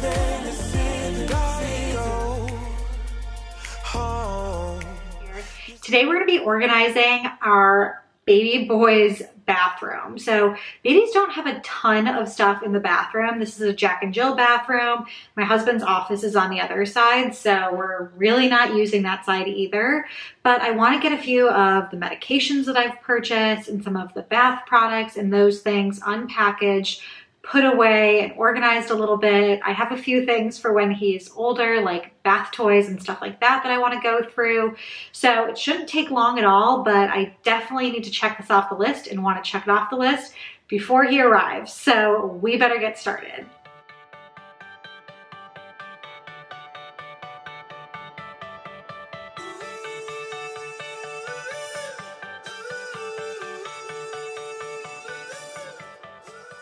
I had put everything into the drawers of the bathroom just to keep things off of the countertops, but before I started filming the video, I pulled out everything so I knew exactly what I had and put them into kind of categories by like bath products, medicine. We have a whole bunch of stuff for his teeth, which I'll show you in a little bit, but I wanted to start with kind of more of his medications and things like that. But before I do that, I was opening up a Frida baby product that's meant for cradle cap and to help him in the bath. And for the life of me, even looking at the instructions, could not figure out how to get this on the little cradle stand that it has for the brush. So I was reading the instructions and trying to figure it out. And if you've watched any of my other postpartum prep or baby videos, you know that I am keeping a lot of these instructions, even if I am unpackaging things, because I am a first-time mom and I don't know how to use a lot of these things. So the medicine, as I'm taking it out of the packaging, I really want to make sure it has all the proper dosing on the bottle if I'm going to throw away the box. But if it doesn't, then I need to hold on to the instructions of whatever it is. I can't believe it's already over. Too late to talk and fix whatever's broken. Some of these things were given to us. Some of these things I've been recommended that I have right away for when baby arrives. So it's kind of a combo of where I got these different things. And some of them were actually free in baby boxes. I think this little thermometer was actually free. So I wanted to get the batteries into it and make sure it works and get it all set up. I tested it on myself to see if it works, and it got my temperature pretty much normal there. So that seems to be working well. And then I have a friend who bought us another thermometer that's also Frida baby, and this one seems really cool. I think it's like a 3-in-1. Pretty sure that's what it is that it can be both a rectal thermometer and an oral thermometer, but also maybe an armpit thermometer. So it works different ways, and wanted to make sure this one works as well, which it seems like it does. So we have 2 thermometers, which seems like plenty to start with.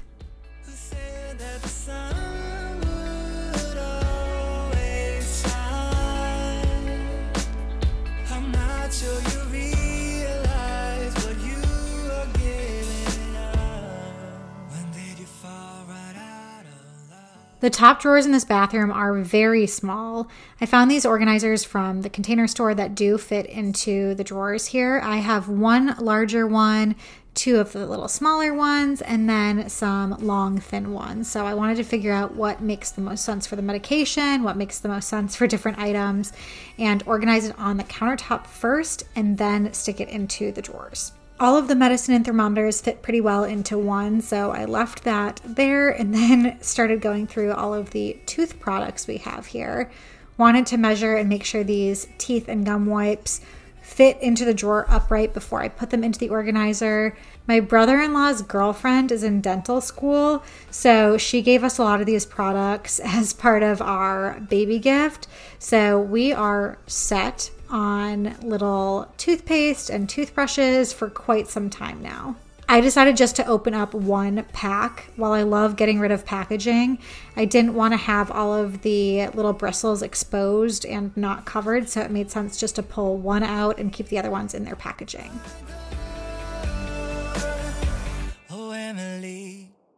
A couple other random things here. I have our baby nail file, our nose Frida, and the Windy. We have a lot of Frida baby products. The Windy helps with gas, and the nose Frida helps suck the snot out of their nose. So all of those miscellaneous things I'm going to get set up as well. Into my heart I cannot lie. Stars made of stars up above, made to fall.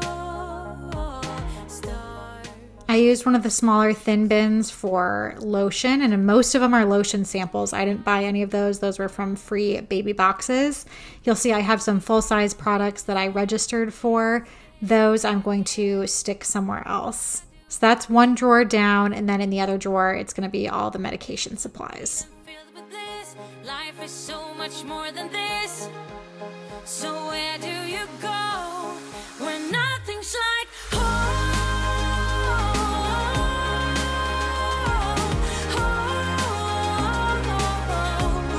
I'm going for the gold. Turning off the cruise control and taking away. Down low, I put all of his backup toothbrushes, and then I have some extra little washcloths here.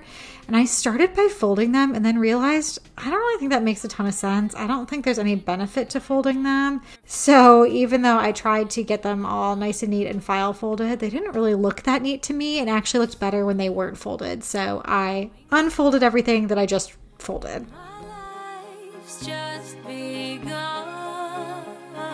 son. Here are the full-size bath products that I have, and like I said, that I registered for. I've heard such great things about Tubby Todd, especially their all-over ointment and their diaper cream that helps with cradle cap and all these different things. So I got some sort of a newborn bundle, which I'm very excited to use. I love the smells of these things. I'm already obsessed with them and can't wait to use them. I'm just setting them up in the linen closet because I'm not sure where we're going to give him baths yet. We have a little bathtub that can really go anywhere. So it may be in this bathroom, it may be in our bathroom, it may be in the kitchen. Really a mystery at this point. So I'm just going to set him up nice and neat in a line in the linen closet. I know he won't be in this bathtub for a while and won't be sitting up in this bathtub for a long time playing with bath toys, but we have these products. I want to get him set up, might as well. So I'm getting the whale set up to cover the spout here so he doesn't hit his little head and get hurt, and it just looks really cute in a little kid's bathroom as well. So with that set up, I wanted to get the toy bin set up that we got as well. And we've had issues with a lot of the surfaces in the showers here that suction cups don't stick to them. I tried buying some squeegees for the guest bathroom and our bathroom to stick on the walls, and nothing was sticking. So I wanted to try once with this organizer to see if it would stick. Thought I had it for a second and it fell right off. But the cool thing about this product is that they have a mounting circle that you can use if your shower surface doesn't quite work. So that was a great alternative, and I stuck that on the wall, and then the suction cup worked great.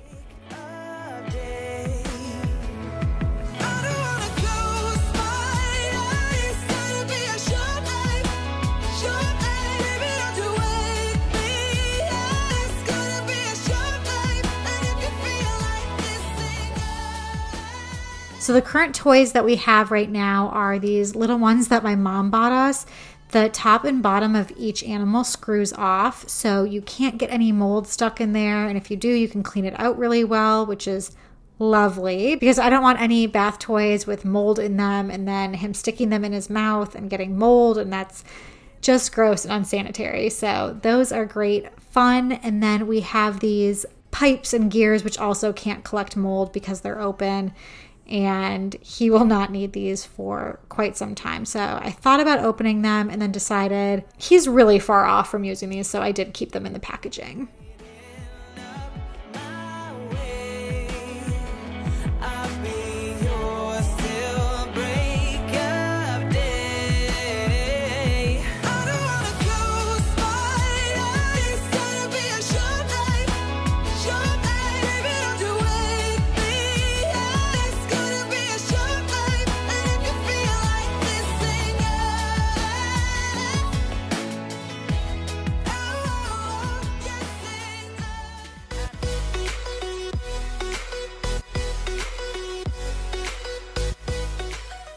I'm in my bathroom here to do some major deep cleaning. This is my monthly bathroom deep clean. If you missed my earlier video where I talked about creating a cleaning schedule for my entire house, I talked about having weekly cleaning tasks, so the fact that I would clean bathrooms on a weekly basis, of course, but then on a monthly basis, I would go in and do a little bit more of a deep clean. So this is that deep clean. If you're curious what it looks like, then stay tuned because we're gonna get started. First thing I'm doing is grabbing the bath mats and all of the towels and bringing them into the laundry room. I wash towels on a weekly basis, but the bath mats I do not wash on a weekly basis, so those are part of my monthly task. And that's just in general how the monthly deep cleaning of any space goes, is that I'm doing my weekly tasks and tacking on some extra tasks that I do on a monthly basis. I'm starting with the cabinet above the toilet, giving it a quick wipe down, restocking the toilet paper, and also restocking the toilet paper in the small unit that I have right next to the toilet. In general, it's always best to work top to bottom when you are cleaning, kind of move the dirty dust and debris all downwards. So starting up high with that cabinet above the toilet and then moving downwards, and I'll save the floors for last.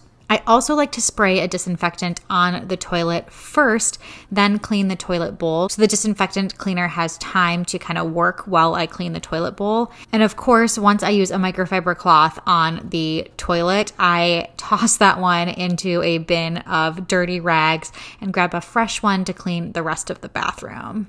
Especially in a place like the kitchen or the bathroom, don't be afraid to switch out those microfiber cloths often if they're getting dirty. The point is that they're washable, they're reusable, so it's not super wasteful to move through them and grab a fresh one. Shouldn't be so complicated. If I listen to my heart, I'm gonna leave it all behind. Find myself, I'm gonna start over new. Yeah, I'm on my way now. I'm on my way now. I'm on my way now. I'm on my way now.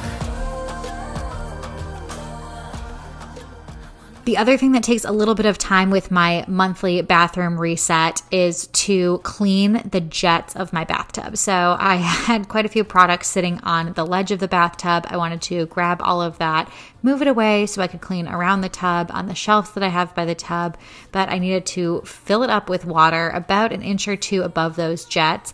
And then I'm going to add in this cleaning solution that will help get all of the gross gunk that might sit in those jets out of there. If you have a jetted bathtub, this stuff is a must. You'll be shocked at what comes out of the jets of your bathtub. It's really easy to use as well. It has markers with how much to pour in each time. So I just pour till the line and then start those jets and let it run while I go and clean the shower.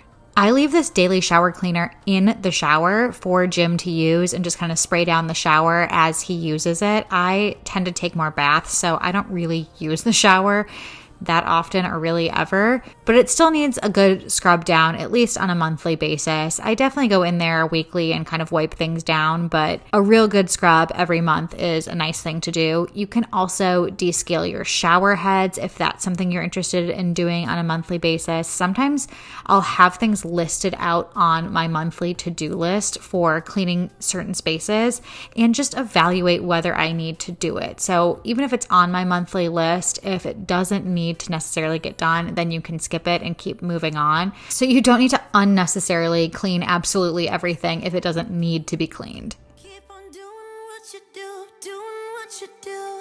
Just keep on doing what you do, doing what you do, doing what you do, doing what you do, doing what you do. Do what you like, do what you like to do, do what you like, do what you like, do what you like to do.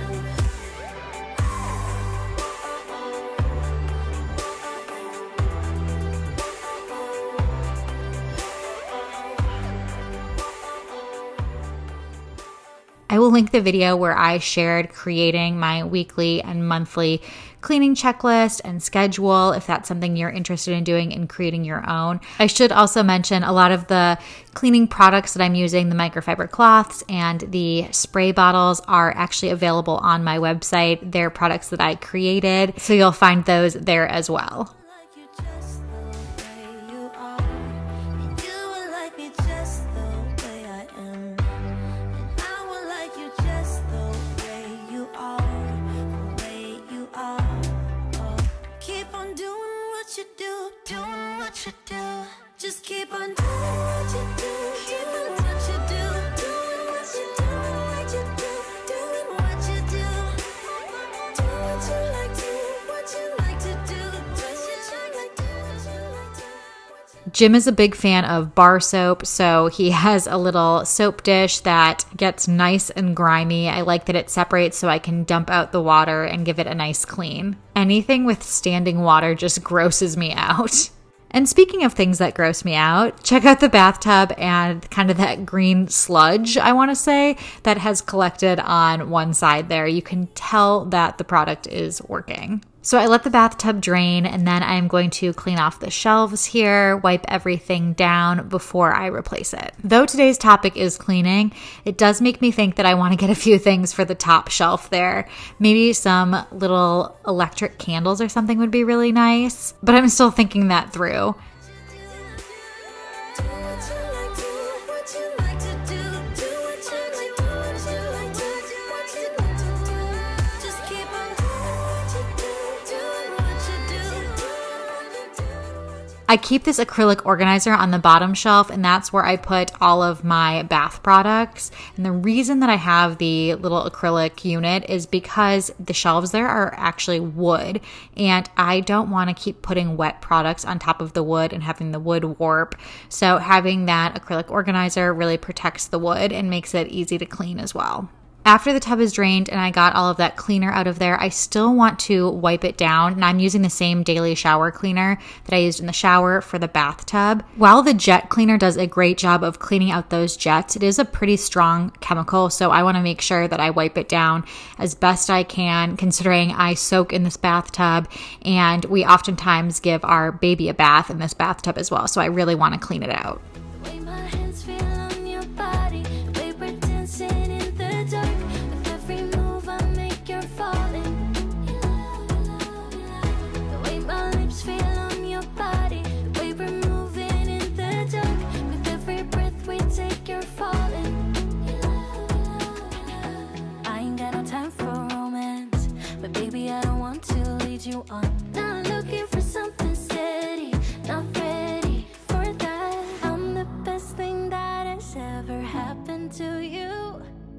Here's your time to shine. Now on to the main countertop and vanity area of the bathroom. I'm starting on Jim's side, and again, working top to bottom. I'm using some glass cleaner to clean the mirrors, and that's something that's a weekly task for me, of course. Mirrors get splattered and sprayed on, but these little light fixtures I don't really clean on a weekly basis, so it's more of a monthly thing to do a little bit of dusting and cleaning of those. The countertops I really try and clean on a regular basis. I'm probably guilty of cleaning mine more often and not going over and cleaning Jim's, and you can tell there's some dust that's built up back there. With every step you're falling in love, every move that I make it. I'm the best thing that has ever happened to you. Here's your time to shine. I'll show. Not only am I cleaning the countertops, but I'm cleaning all of the items on the countertops. Weekly, I probably don't do this and take the time to really clean things out, but monthly, I really make a point to, and I also make a point to restock things. So you saw me restock our toilet paper with the area above the toilet. I check and make sure my shampoo and conditioner is full because I decant those items. Jim's side, he has those Q-tips, so I filled those up for him, and I also go and fill up both of our soap pumps.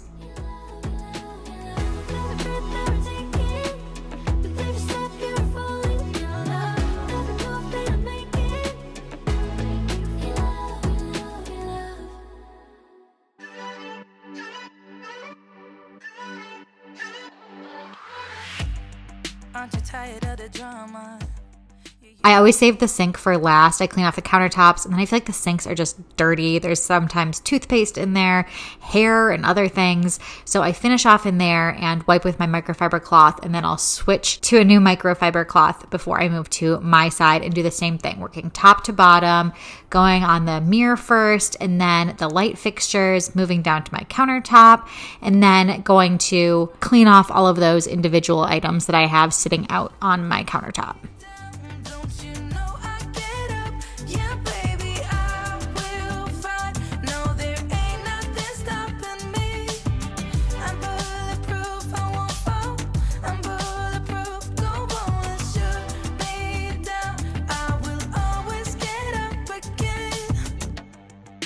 Looking at me so cold. Get over yourself, are you for real?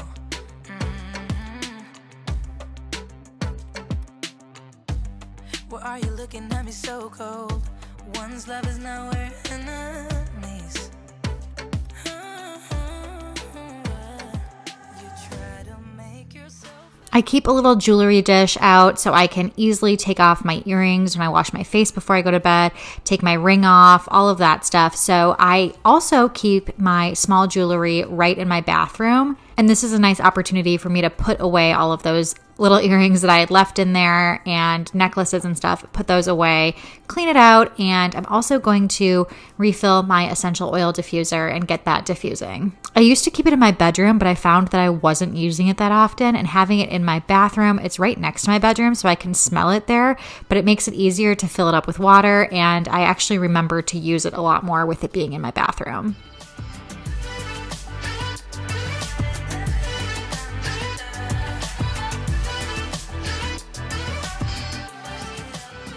I love these little perfumes on display, but they have collected a little bit more dust recently because with a newborn baby, I haven't been wearing any perfume at all. I don't really want to expose him to a bunch of smells, so this is kind of just sat here.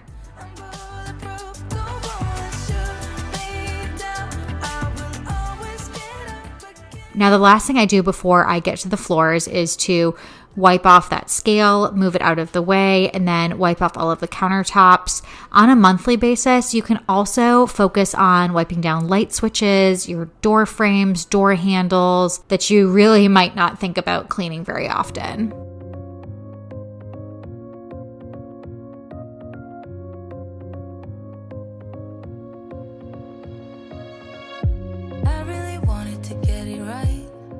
Then after that, we've really covered most everything, so I can move to vacuuming the floors real quickly. Sometimes I like to sweep, which feels like a little bit more of a deep clean than vacuuming. So really either just to get any crumbs off of the floor, and then I move to mopping.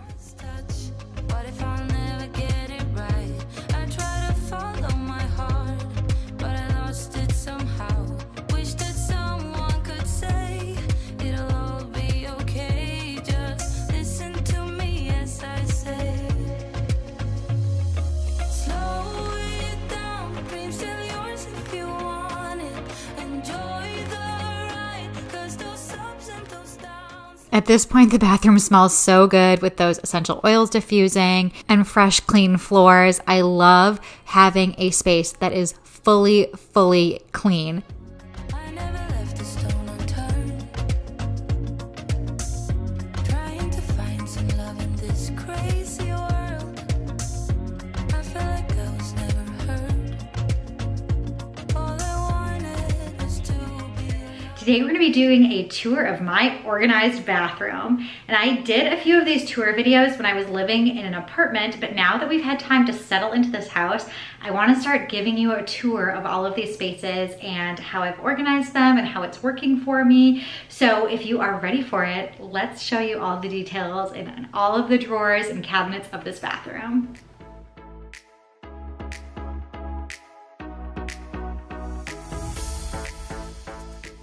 On my bathroom countertop in the corner, I have a diffuser. I try my best to use this. I'm trying to work through my essential oils. So I like to run that as I get ready, or just to kind of run it through the bathroom, which then leaks into the bedroom a bit, which I really like. I also have a small jewelry dish. I put my rings on here when I take a bath or when I wash my face. I also pull out any other jewelry, like earrings or necklaces or bracelets, and toss that on there. And because I keep all of my jewelry in the bathroom, I can easily dump it out like once a week or so and put all of my jewelry away at once.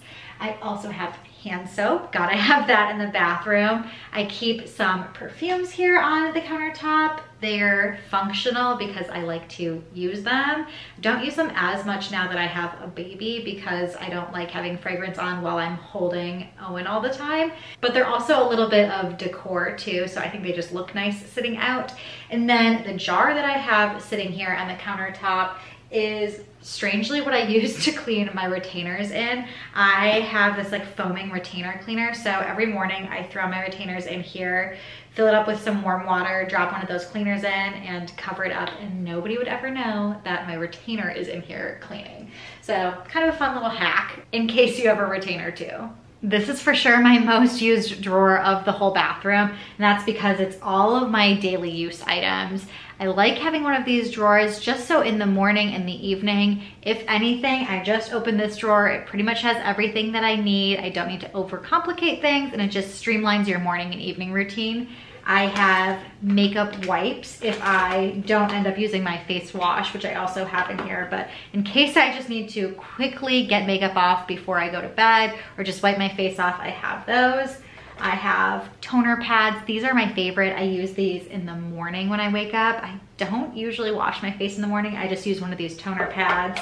I have cotton rounds and Q-tips. In the way back there, I have my retainer cleaners and my daily contacts. Then in this larger area, I have toothbrush, toothpaste, floss, deodorant, some chapstick, my face wash that I mentioned, and then essential oils that I use that are on the diffuser on top of my countertop.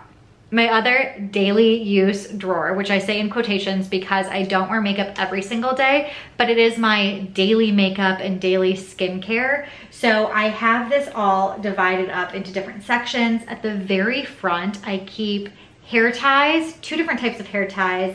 One that are the no damage silk hair ties or slip hair ties. Then I have regular ones that I use for when I put my hair in a ponytail or in a braid or something.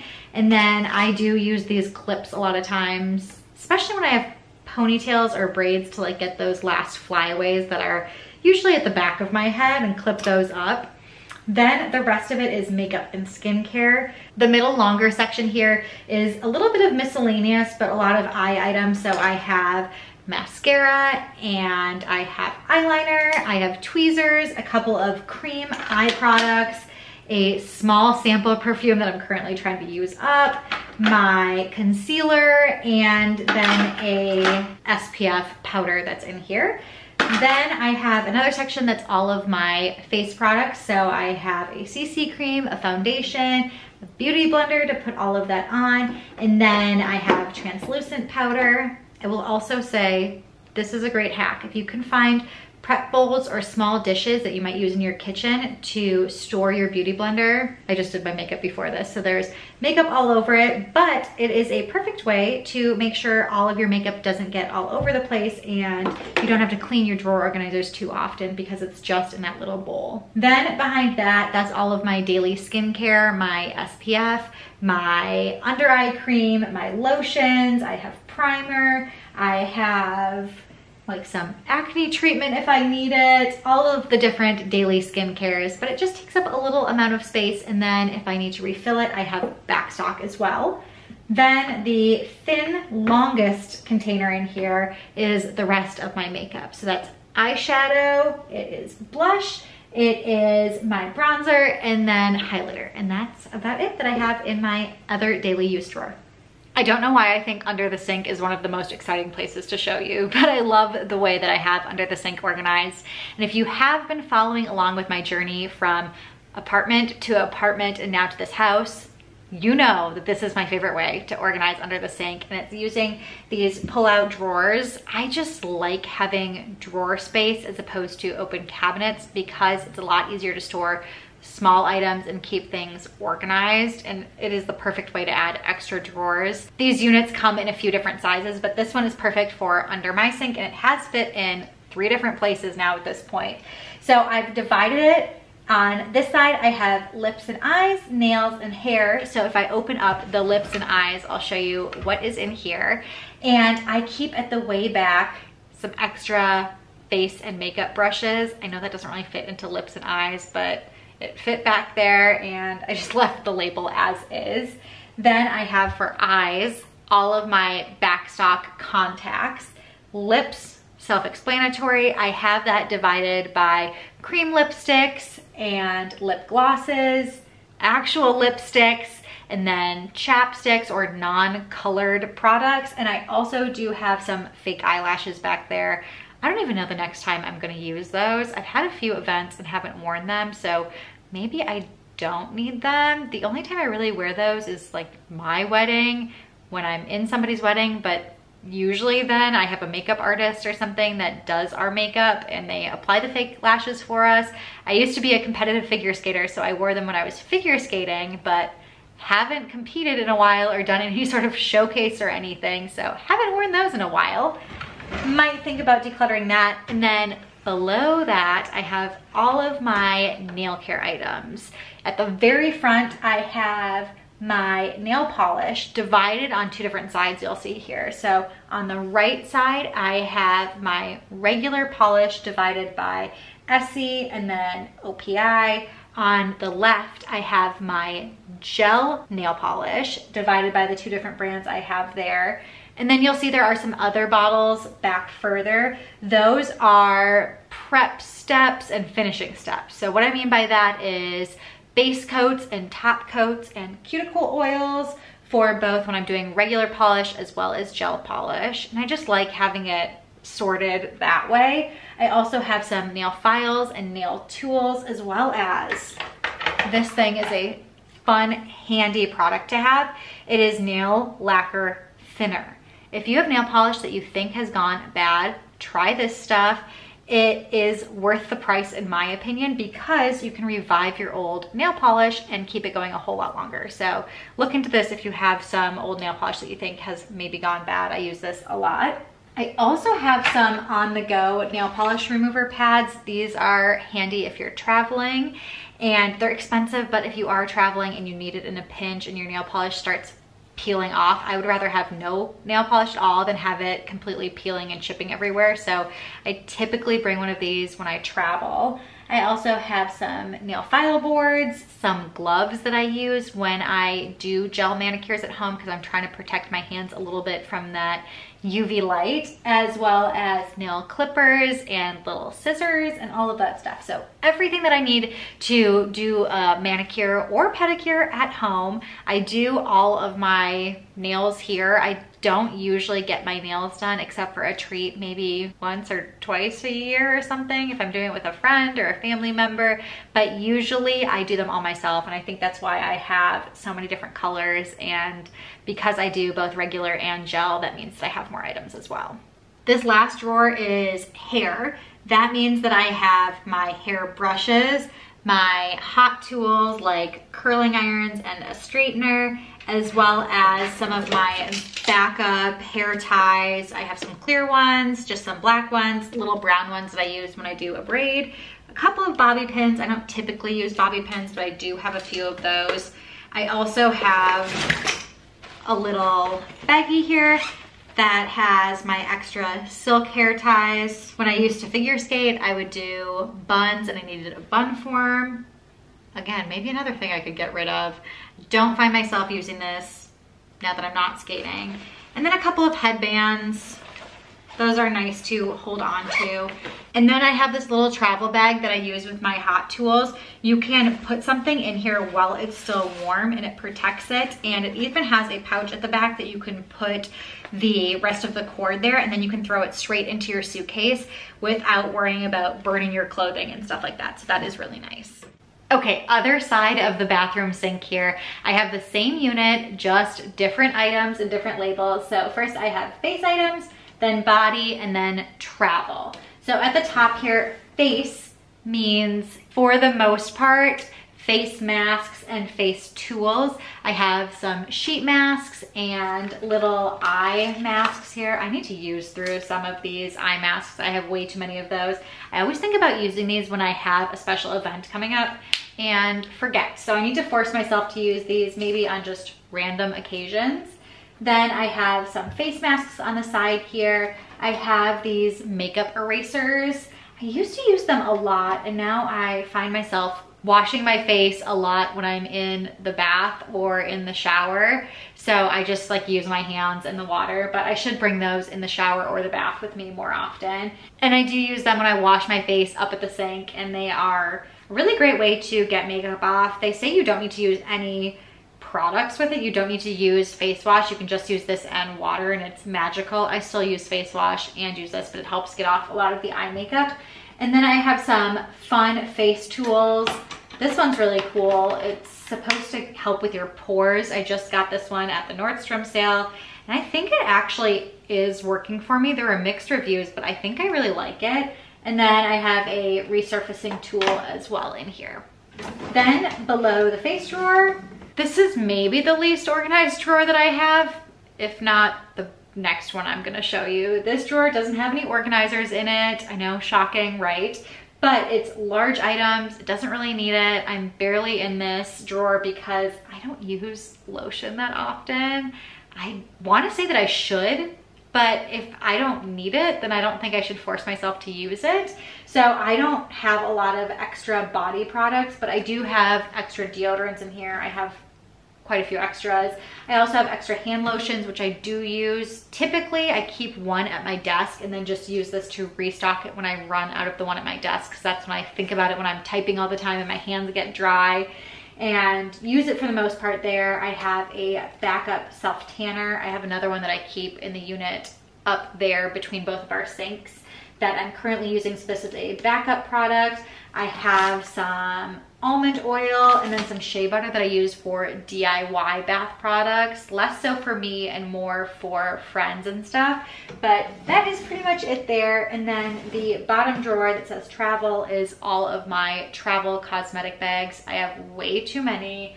This would be the biggest area where I could declutter because I have so many. I like keeping extras because when I travel, sometimes there are spills. If there are makeup products, things just get dingy, and then I can throw them away without worrying about it. And I do have extras, but this is still probably too many, and I don't need that many.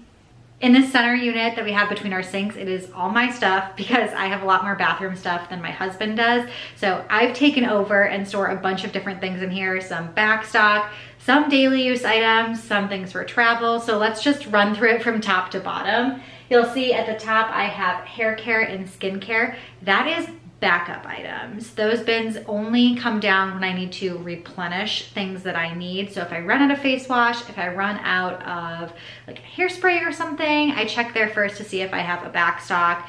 Typically I buy things when they're on sale. I don't like to have a ton of back stock. I've been really trying to work through things so I have less because I have so many bathroom products. So that's been a goal of mine, to work through the items that I have before buying new things.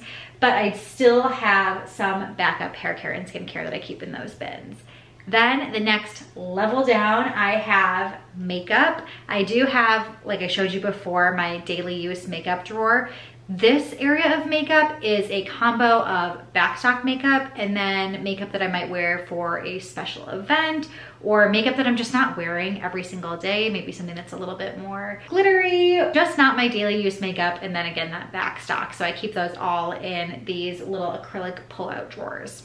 Below that, I have two different Lazy Susans, and the reason that I have two Lazy Susans is twofold. And the first reason is because just of the space that I have there, it's a little bit longer as opposed to a space that's more rectangular, and it fit having two smaller Lazy Susans more than one large one that would have left a lot of dead space. And then the second reason is because I can divide and organize my items a little bit easier and categorize them having two separate spaces. So on the left here, I try to keep it to mostly hair care items. I have a few other miscellaneous items, but it's mostly hair care. You'll see I have nail polish remover and stuff. And then on the right-hand side, I think of as as more face items. So setting spray, my makeup brushes. I'm in this cabinet every day, at least that I do my makeup, grabbing my makeup brushes. And I like that they're in this jar so I can just grab it, take it out on the countertop, and then, you know, close this up if I need to. It is a little bit difficult because this one door, when it's open and I'm by my sink, kind of gets in my way to be constantly grabbing things. So the fact that I can grab all of my makeup brushes at once, bring them over, do my makeup, and put it back works really well for me. I have some baby shampoo. That's what I use to wash my makeup brushes on that side as well. And then below the Lazy Susans, I have my UV light that I use for at-home gel manicures. It's big and bulky and just happened to fit here. And then I have a few large eyeshadow palettes that I've created myself. They're like the magnetic ones where you can add your own eyeshadows. Those didn't fit into my acrylic makeup drawers, so I put those down below. And then I have a container where I keep all of my mini products and travel products that I might want to bring anytime I go on a trip, or as I said before, I'm really making an effort to work through all of my bathroom products. So sometimes I will just open that bin up and pull those out and put them into one of my daily use drawers to try and work through some of my samples. The top drawer here is mostly my jewelry and some back stock for our teeth, like extra floss and toothpaste and our toothbrush chargers.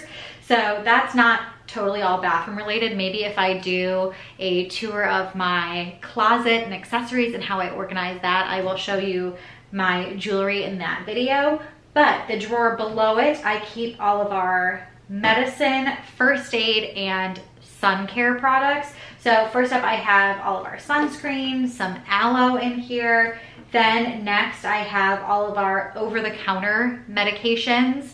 Next to that, I have prescription medications and a couple other organized into photo organizers here, like our Dayquil and NyQuil that come in a box. It's a little bit easier in the photo organizer, as well as cough drops and some GI meds. Then we have first aid, just miscellaneous first aid items. We have Band-Aids divided. Some smaller first aid items are, again, in photo organizers, as well as some more cough drops, nausea drops from when I was pregnant. And then way at the back, we have extra Dixie cups and some backstock cotton rounds.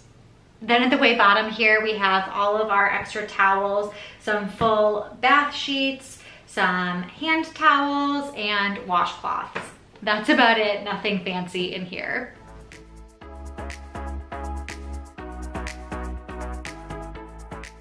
People ask all the time about if my husband is as organized as I am. This is gonna be the true test. I'm opening up his drawers. I didn't tell him to tidy anything in advance.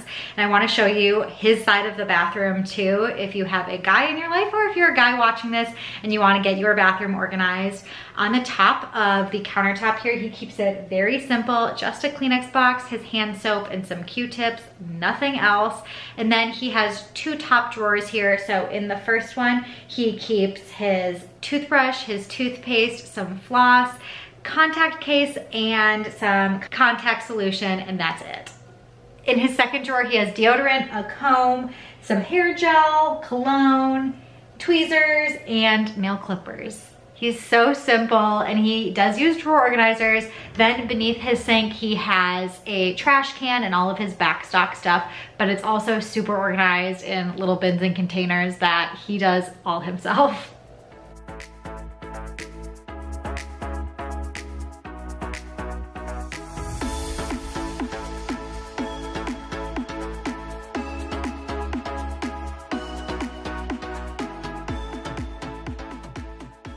This is one of my favorite spots, I will say, in the house. Not only in this bathroom, but in the house. When we were house hunting and I was listing out the things that I wanted, there were a couple things that felt like non-negotiables to me. One of the first ones was that I wanted a house that had a pantry. I guess I probably would have been okay if the house didn't, but I preferred that it did. And then the thing that I had to have was a bathtub. No matter what, there had to be a bathtub in the house. I needed at least any form of a bathtub, but my preference would have been to have like a standalone tub like this.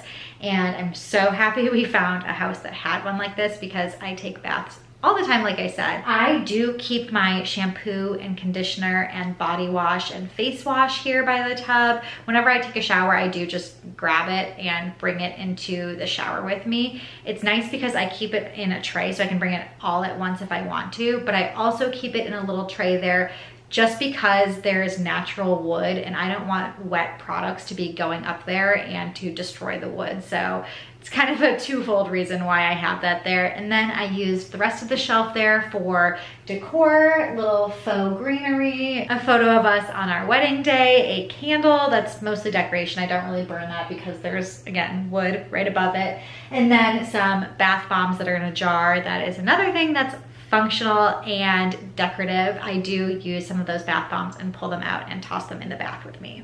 On the other side of the bathtub, I keep my Epsom salts.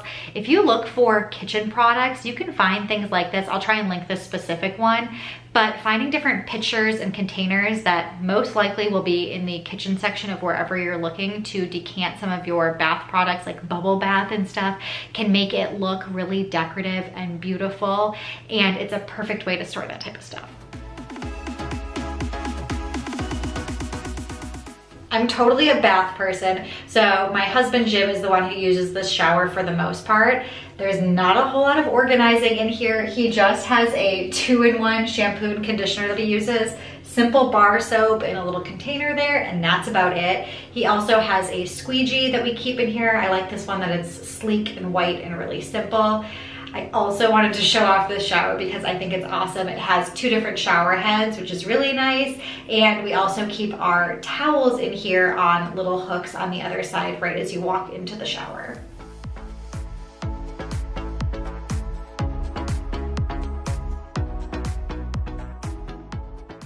The area above the toilet I have organized in a way that's very specific to the phase of life that I'm going through because I was recently trying to get pregnant, then was pregnant, then postpartum, and hoping to have more kids in the future. I have a lot of items here that are for trying to get pregnant, like pregnancy tests and ovulation tests.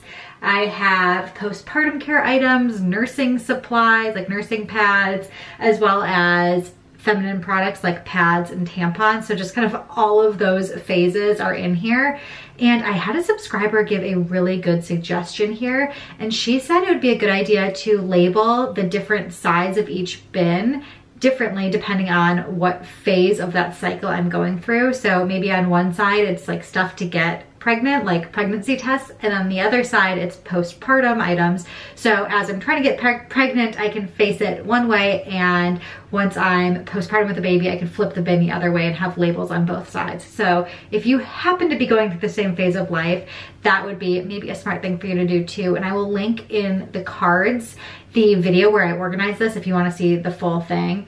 But for those of you who are not going through that phase of life, you might want to organize this differently. The feminine products might apply to you. I also keep backstock toilet paper in here, Kleenex, and then we do have a small trash can on the floor where I keep the extra trash bags up in the unit above the toilet as well.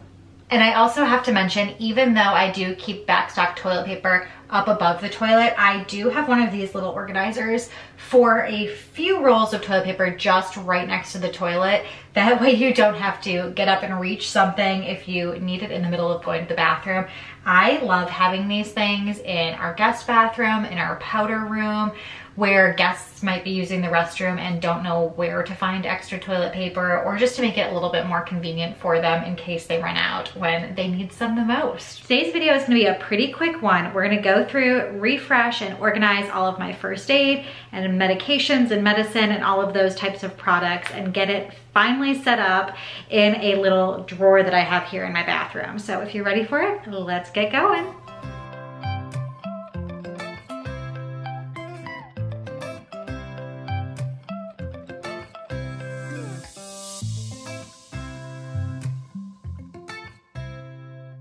I'm starting first by taking everything out of the drawer that I had all of these medications and first aid supplies in. I had some organizers in here, so some people might think it may have been organized in there, but it really felt like a mess to me. So I wanted to pull everything out, dump it out of all of the containers. You can see some of the organizers still had labels on them. So I needed to take those off and really just evaluate what I have, check expiration dates, and make sure it was working efficiently for us. Step number 1 is always to sort and categorize so you know exactly what you have. So I'm making piles of first aid supplies. I also have some sunscreen in here. Then I have prescription medications and then just other general medications. So I'm going to kind of divide it up into those piles. I didn't really feel like these organizers fit in here perfectly, but they're what I had. I had 3 of them from our previous apartment. I actually used them in the refrigerator, and I got 1 extra to fill out this drawer a little bit more, but it doesn't fit perfectly, so I wanted to see if rearranging it in a different direction might make more sense. I think I decided I like it still the same way, everything kind of like vertically right in front of you. So with that figured out, then I'm going to start on the floor, back, sitting, and filling everything up.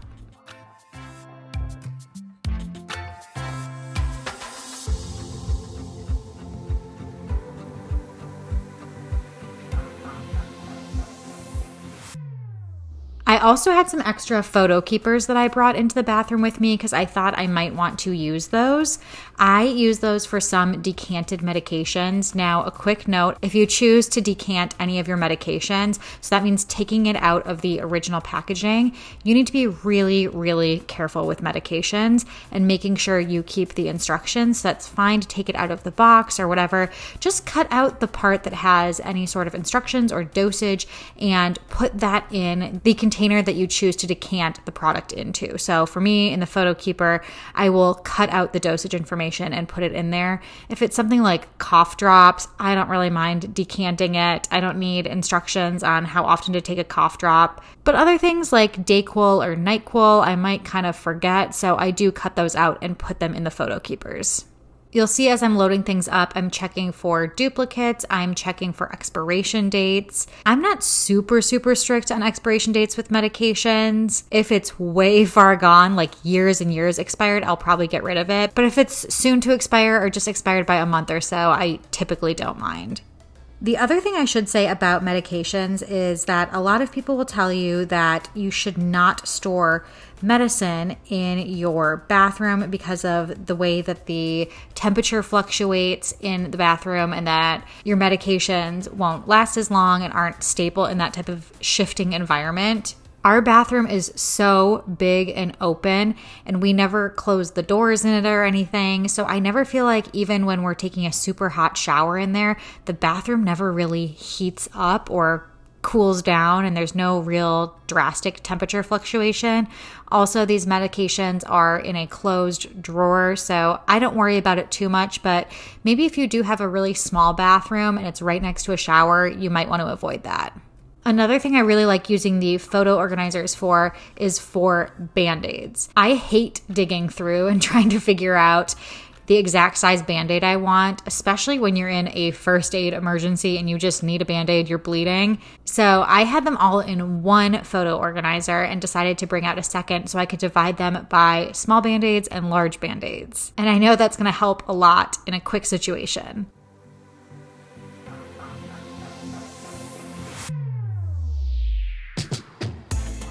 Some of these other photo organizers that I brought in here had old labels on them from when I used them in my apartment. I can just easily peel that off and repurpose them, which is really nice. I always try to make sure not to permanently label any of my organizing products because I like reusing them around the house and mixing things around. I'm always refining my organization, so even my vinyl labels, you can kind of pick at them and get them off. And I have absolutely done that before, especially when we made the move from our apartment to this house. There were a couple of hand creams in here, so I'm going to set those aside. Those don't probably need to be in here. And then I'm going to go through my sunscreen again, checking expiration dates. I know if sunscreen's expired, it can have an impact on the efficacy of it, and nobody wants a sunburn because they were trying to pinch pennies pennies and used expired sunscreen. Again, I'm using the same kind of rule of thumb of if it's years and years expired, I'll toss it. But if it's just recently expired, it's probably fine.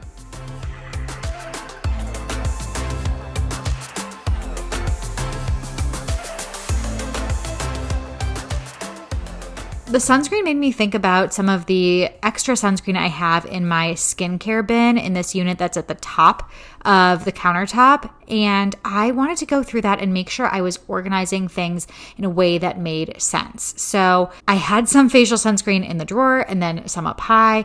And I also had some in my daily use drawer. That drawer is what I use on a daily basis for my skincare, maybe a very quick makeup look. And then I have more things in that unit on top of the countertop. And what I decided is the sunscreen that goes in the medicine cabinet drawer, I guess, the medicine drawer, is going to be the type of sunscreen I would wear if I'm really going outside to the beach or an outdoor activity. The sunscreen that I wear every single day, like under my makeup and stuff, that is going to stay in the backup skincare because it is more of like a skincare. And then the type of facial sunscreen and other sunscreens I'll put on if I'm going to a day at the pool will stay in the drawer. I also had a couple of little mini ones. Those I decided to also pull out of there and put with my travel products. So it's kind of a fine balance. You know, a category like sunscreen might seem really, really simple. Okay, put all of your sunscreen in one bin together. But for me, that doesn't totally work. I have my travel toiletries in one spot, and when I'm going for a trip, that's where I'm going to look first for all of the mini items that I need to travel. And when I'm going to restock my daily skincare drawer and I run out of my daily skincare facial sunscreen, I'm going to go to the skincare category, not the medicine drawer where I have all of our other sunscreens.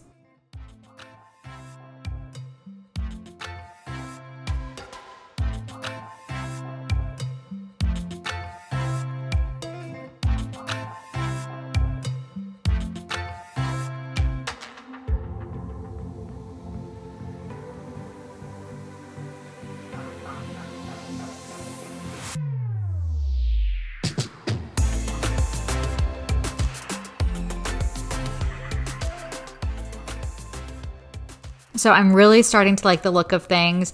On the far right, I have our sunscreen. Then I have all of our general medications, followed by prescriptions. And I have some other medications there in other medicine, in photo keepers. Then we have all the first aid and small first aid items in photo keepers. And there's a little bit of extra room because, again, these organizers don't fully fit the drawer. So I put even more backup cough drops there and one more photo organizer. So with all of that, I can pull out my basic label maker. A lot of times I get questions about what type of label makers I suggest. And if you want the beautiful vinyl labels that I use in a lot of places in my house, I love using my Cricut machine, but that is expensive. They are so tedious to make and there is a learning curve. So if you're not interested in that and you're more interested in the function of the labels and just knowing where things are, letting your family know where things are, a Brother P-Touch label maker is a great option. There are some really affordable ones, but it's a reliable brand. This is my mom's old label maker, so I can't even tell you how many years it's been around. The Brother P-Touch Cube label maker is a really nice one if you're looking for something that's kind of in the middle with more font options and color options, but you don't want to go all the way up to a Cricut and you don't want to spend that money or spend the time making those labels.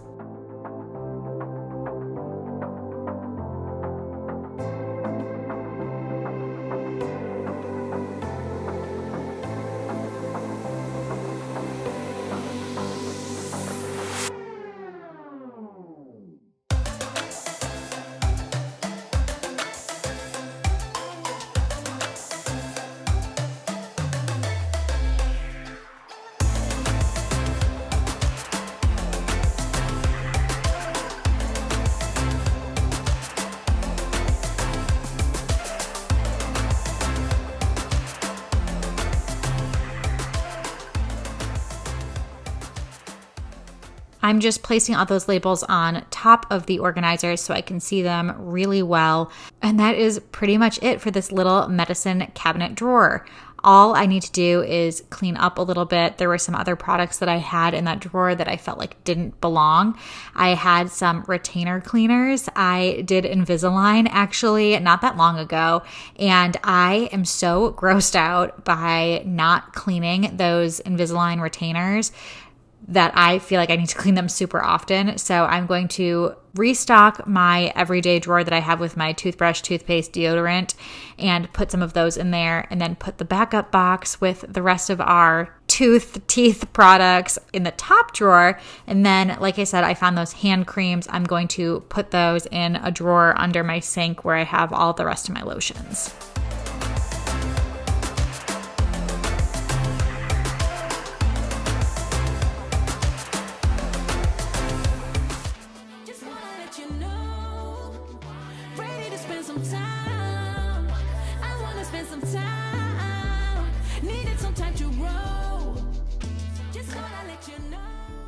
First thing is to take everything out, and I'm not actually going to take everything out all at once. I'm going to do it by category a little bit here so I don't get overwhelmed by all of the products on the floor, because I do have a lot in my bathroom.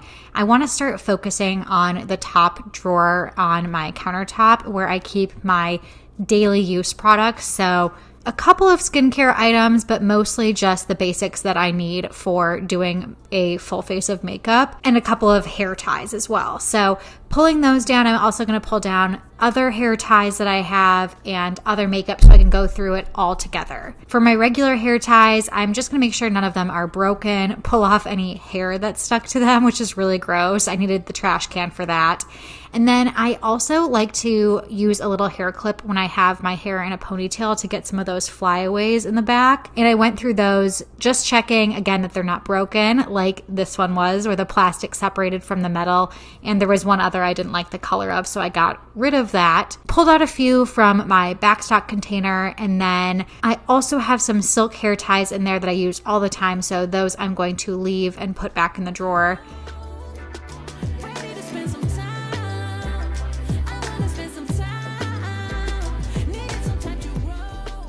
The only other hair accessories I have are in this cosmetic bag. I'm putting my headbands right back in there. I only have a few of them. My large silk scrunchies, as well as a few more. I use those large ones to wear to bed. And then all of the other hair ties are kind of the old style of non-damaging hair ties that I do not use. I never use them, so I'm going to get rid of all of those.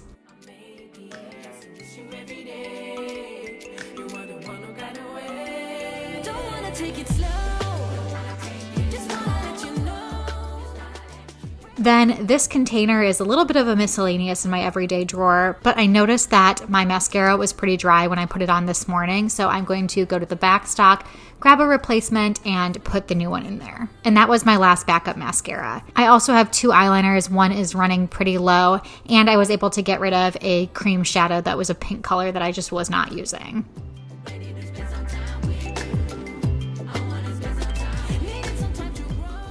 Then in the square container, I have a beauty blender that I have in a prep bowl that I got for my kitchen, but I like using it in the bathroom so it doesn't get everything dirty. I have a finishing powder, as well as two foundations and a concealer. This foundation really isn't the right color for me, and as you can tell, it is completely broken. I can't really get any product out of it, so I'm going to get rid of that, keep the other foundation and the concealer. 2 steps backwards, yeah. This long container has everything else I need for my daily makeup: my eyeshadow palette, a highlighter palette, blush, a face powder, and some bronzer. Finally, the last container, I had a perfume that I didn't like the smell of, so I got rid of it. Another perfume sample that I want to work through, as well as some mini items, including a face serum, a moisturizer, sunscreen, eye cream, facial primer, and a couple of other travel minis. In the smallest square, I have a brow gel, and then this eyeliner sharpener had a little plastic piece sitting next to it. I couldn't figure out if I needed it or not, or what the heck it did, and just decided to get rid of it because it didn't seem to be an integral piece of the sharpener.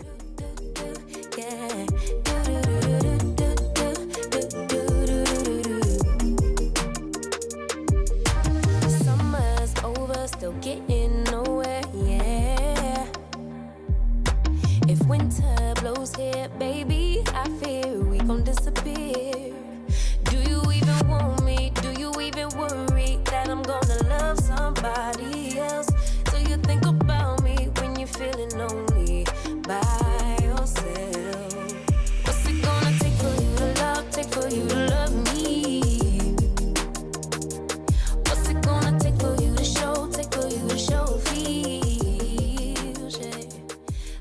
We finished up my hair accessories, but now I'm going to go through my hair tools. Once I have that drawer out, I can do a quick wipe under the countertop.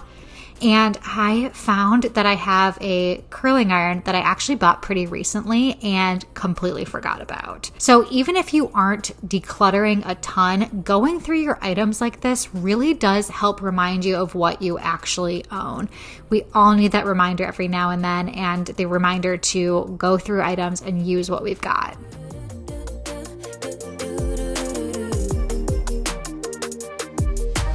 One step forward, two steps backwards, yeah. Time's about run out to use those big words, yeah. I wiped off my straightener to clean it a little bit, and then this pink curling iron is actually the one that I wanted to replace when I bought the new one because it is damaged and really needs to go. Then I have a travel bag for hot tools. I like using this when I am in a hotel and finish doing my hair. I need to pack up quickly. I can stick it in there and it won't melt everything else in my suitcase. For brushes, I have quite a few of them, but I am going to keep most of them. I'm going to keep this round brush for blow drying. I have a wide tooth comb. This mini one I don't need, so I'm going to declutter that. I have one wet brush and two regular brushes. The wet brush and the two regular brushes collect a lot of hair, and I need to be better about cleaning them out, so I'm doing that quickly as well. The last tool is a blow dryer, and I probably blow dry my hair once, maybe twice a year. So I'm going to pull that out of my collection, put it in the guest room for guests to use if they want. And if I ever need it, I can just go to the guest room and grab it. That just seems to make a lot more sense to me.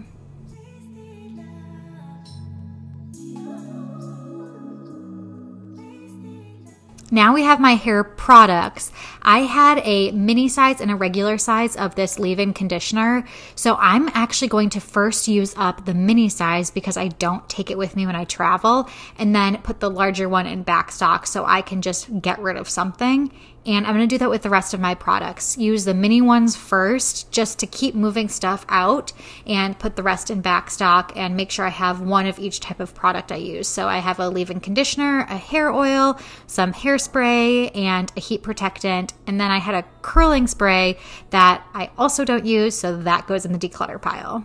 The lip products just need a little bit of rearranging. I went through and decluttered these when we moved into the house a few months back and was able to toss all of my liquid lipsticks and really drying lip products. I have dry lips as it is, so those don't look good on me. I don't like the feeling of them, and I just left myself with all of the creamy products that help hydrate my lips as well as provide a little bit of color.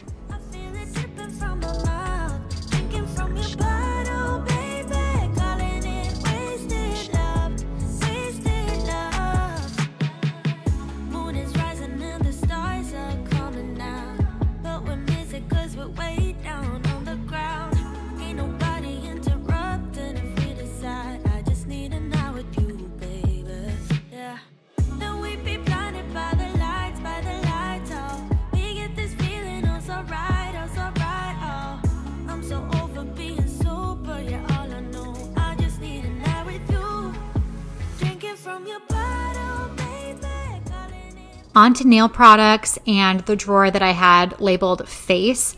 I wasn't happy with the way that either of these organizers were working, so my thought was to switch them around and move my nail products to the organizer where I had my face items and vice versa. In the new nail organizer, I started by putting all of my top coats, base coats, cuticle oils, and prep items and finishing items for polishing my nails.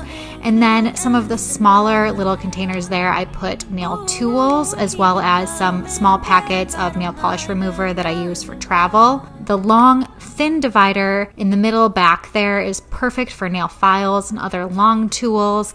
And then in the front, I'm going to put all of my nail colors. And I have two different main types of nail colors. I have a few different brands. I like OPI and Essie, but I also have a different brand, actually two different brands for gel polish that I use because I do at-home gel manicures. I alternate between gel manicures and regular manicures, so I put the gel polish on one side and the regular polish on the other side so I can see the difference between the two.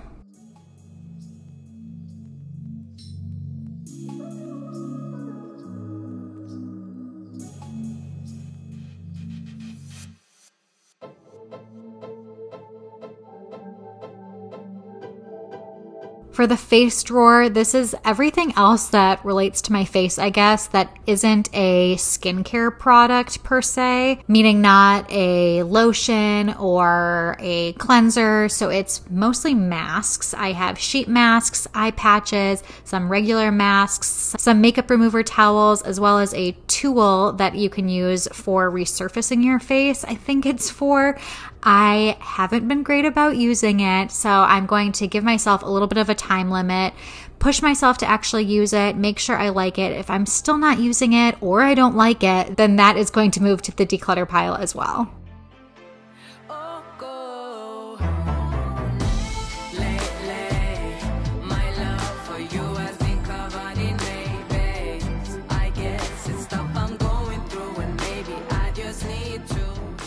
This is the only drawer without an organizer, mostly because the products are so big. They are my body products, and I have way too many tanning products and deodorants and hand creams. I only have one body lotion out of all of those items, so no more deodorants, tanning products, or hand lotions for me, since I already have far too many. You know I can't pretend I'm pretty baby.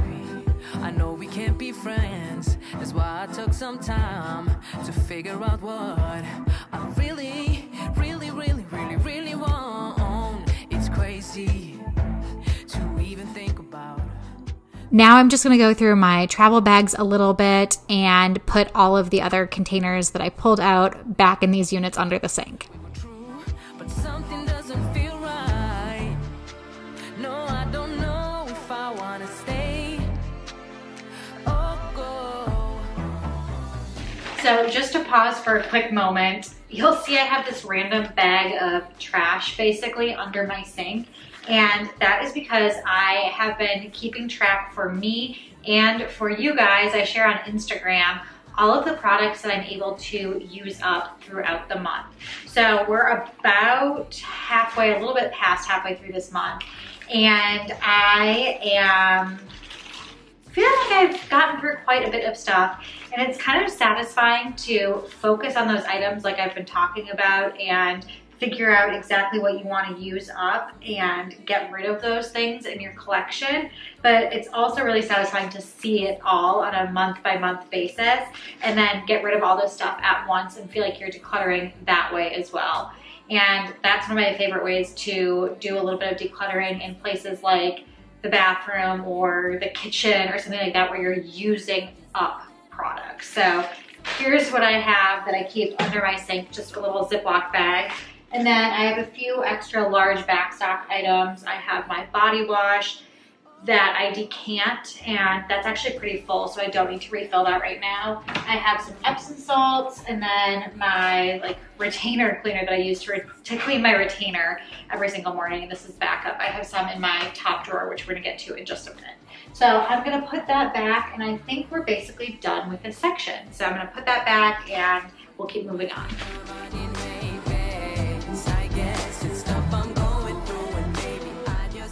This top drawer is for my toothbrush and toothpaste, deodorant, my makeup wipes, my cotton rounds, Q-tips, daily contacts, and all of the other products I need on a daily basis that aren't on my makeup daily drawer.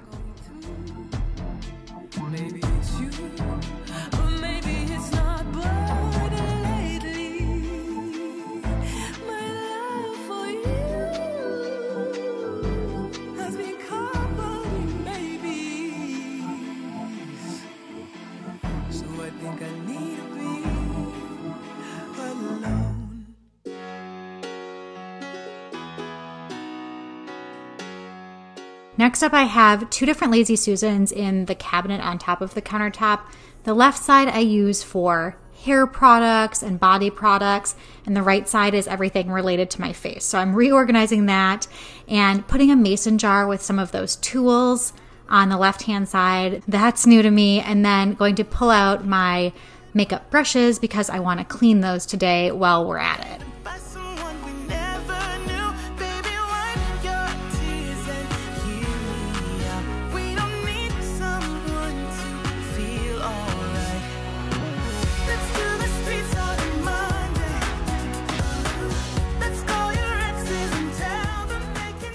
I'm sure you saw that I had a fair amount of backup makeup brushes. I got as a gift a while back a subscription to a few different beauty boxes where they'd send you boxes on a monthly or quarterly basis. And for some reason, they sent a lot of brushes. So instead of getting rid of those, I am keeping them. I have space for them. So I'm just focusing on one of each brush that I need to do my daily makeup. And then as they get gross and old and dingy, then I will get rid of them and be able to go into my backstock and replace them. But if you treat your brushes well, you really don't need to replace them that often. So if it wasn't for those subscription boxes, I never would have purchased that many makeup brushes. I do my makeup pretty often and wash them regularly, so eventually it is nice to replace them. And one thing I do replace relatively often are my beauty blenders. Those are the little teardrop shaped makeup sponges. I actually had two in use. One I was using for travel and one I was using in my regular everyday makeup drawer. The travel one looked pretty gross to me. I have no idea when I started using that, so I'm going to get rid of that one. And the purple one that I had in my daily makeup drawer, I'm going to wash and keep. Those I probably replace quarterly, like once every 3 months or so, and just make sure to wash them regularly.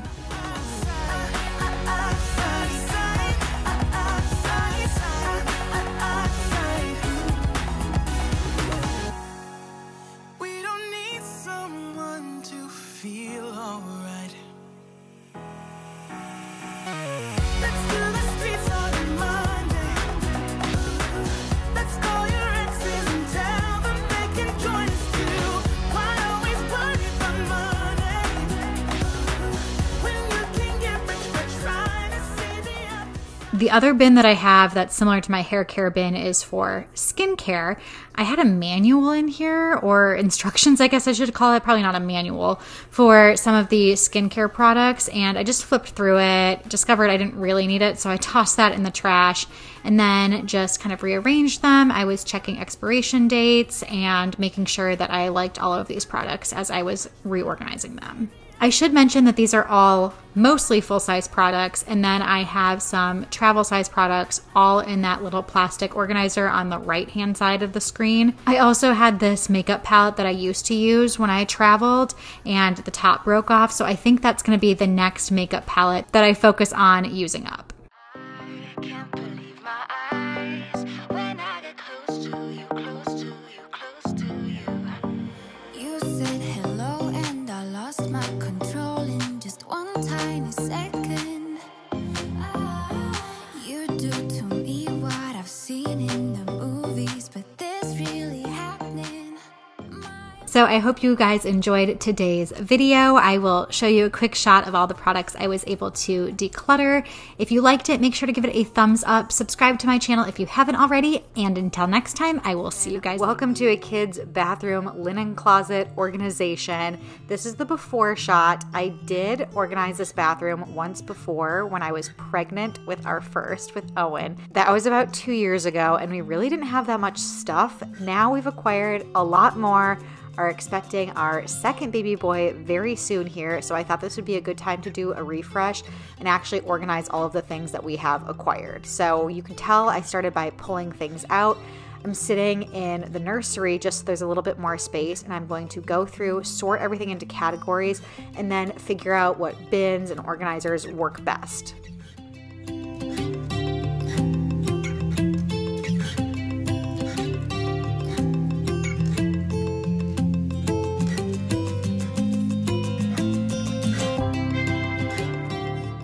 I did have a few organizers already and bought a few more. I bought more probably than I need, so I'm going to test it out and see what things look like. And I did play around with a few different arrangements before I started filming to make sure I had the right products. And I, of course, always measure my space first and then go purchase based on the measurements.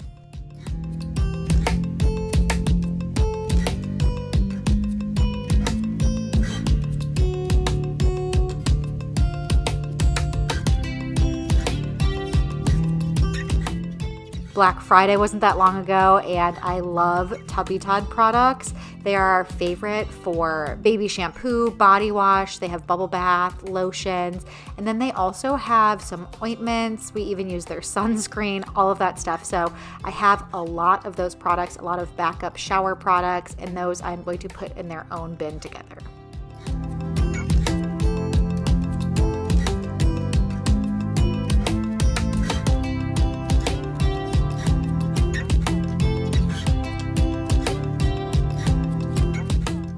Next up, I have the Otteroos. We really like those for the newborn phase. It is a device you can put around your newborn's neck and let them float in the bathtub. We have a bin, of course, for swim diapers. I have some backstock swim diapers too, because I bought them when they were on sale. And then I bought 2 different types of divided Lazy Susan, so I'm gonna play around with which one works best. One is from iDesign, one is from Target, and I'm gonna link everything I can in the description box below, all of the different organizing products and some of the actual baby, toddler, kid products and bathroom supplies that we have that are our favorites. When you're lost and no one's there. I debated back and forth here, but I think I like the Target organizers better. I like how there's some large spaces, some small spaces, so you can have a variance of items in there. If you have some items that are a little bit longer, it also has those long spaces, so that works out really well. And I believe the Target one is less expensive. We can fly away from here. We can stay close, my dear. Swept up in the Now that I have a general idea of how much stuff I have and what types of things it fits in best, I am doing more arranging inside of the actual closet here. I found this organizer, which I love because it's a riser and it also has a drawer on the bottom. I thought this would be great for all of the baby medicine products, and then I could put syringes at the bottom there. I tested it out with the label still on it because I wasn't sure I was going to keep it that way and wanted to see what it looked like before I took the tag off. love for you is so strong. We're right where we belong. These white bins that I'm using come in a few different sizes, so I believe I got the medium size and I also got the large size. The medium size I could fit 4 across, and then the large size I could fit 3 across.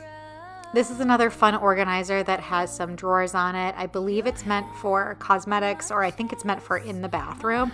And I had a few small little items that I thought would work well in here. So I started putting a few of them in there, and then as I go through the rest of the products, I'll see what else I want to put in there. For the larger bins, I am going to have some backstock supplies. I put some backstock wipes. I used to keep those in the bedroom, but now that I have 2 kids, it might make more sense to have them here in the bathroom.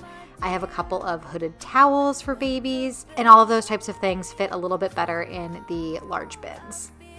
How are we supposed to know on our own? Together we can go. And then you'll see I'm trying to shuffle things around here. Nothing's perfect the first time you organize and organize again. That's just part of the process. And the more I'm fine-tuning things, the better it's fitting into each of the organizing spaces. I'm here to hold your hand through this. I'll be beside you. You'll see I'd also kept the label on the Lazy Susan there because I was still making sure it was 100% the one that I wanted to keep. Now that I have stuff in it, I've decided it is, and I am going to peel those off.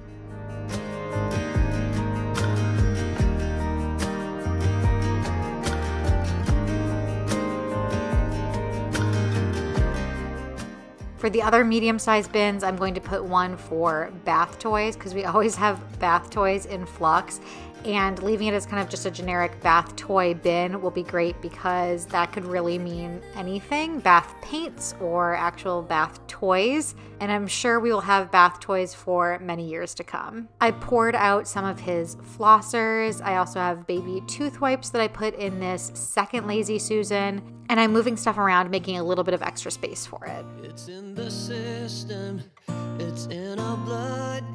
You cannot keep me from looking for love. Don't wanna hide it, ain't gonna lie. I'm on the run till the day that I die. It feels like a good stopping point where I'm starting to understand what types of things I have. So I'm going to head downstairs to my office and make some labels for these bins. And as usual, I keep the labels as generic as possible. I really, really recommend this with spaces that change often as well. So any space where you have a child, because kids' needs change so often, keep the labels as generic as possible, or just have a little bit of foresight into what the future is going to look like. If you are having your last baby, for example, labeling things with really baby-specific items is going to be so temporary. But if you're going to have more babies in the future, maybe it would make sense to have something that's a little bit more baby-specific. Otherwise, keep it really generic. Bath, hair, teeth, whatever it might be, just so you can change it out as things progress. Those types of labels might even work all the way up until adulthood. So I use my Cricut machine to make these labels. If you're ever interested in purchasing labels from my website, I do sell custom vinyl labels. So if you want something like this for your organizing project, you can head to my website and purchase those there. Now I'm going to apply them to all the bins. I chose 2 fonts to put together. All you do is peel off the little tape and put them exactly where you want them, rub them on nice and good, and peel that tape off, and you have a perfectly labeled bin. And you'll see that there are still stickers on the white bins here, which I will pull off. Don't worry, I'm not the type of person that leaves labels and tags on things. Everybody wants some love and then affection. All we are is delicate people. Everybody needs love and affection. Yes, we all are delicate people. Everybody wants some love and then affection. All we are is delicate people. Handle me with compassion and care. Yes, we all are delicate people. Whoa, yes, we all are delicate people. While I was labeling, I still had an extra Lazy Susan in the middle here. I wasn't sure what I was gonna do, but you'll see in just a minute what the final after looks like and exactly how I decided to set it all up. There was a mental battle going back and forth and making sure I had all of our kid and baby items in here and just had enough organizers for everything, but you'll see at the end how everything looks nice and spaced out and it's not too crammed in there.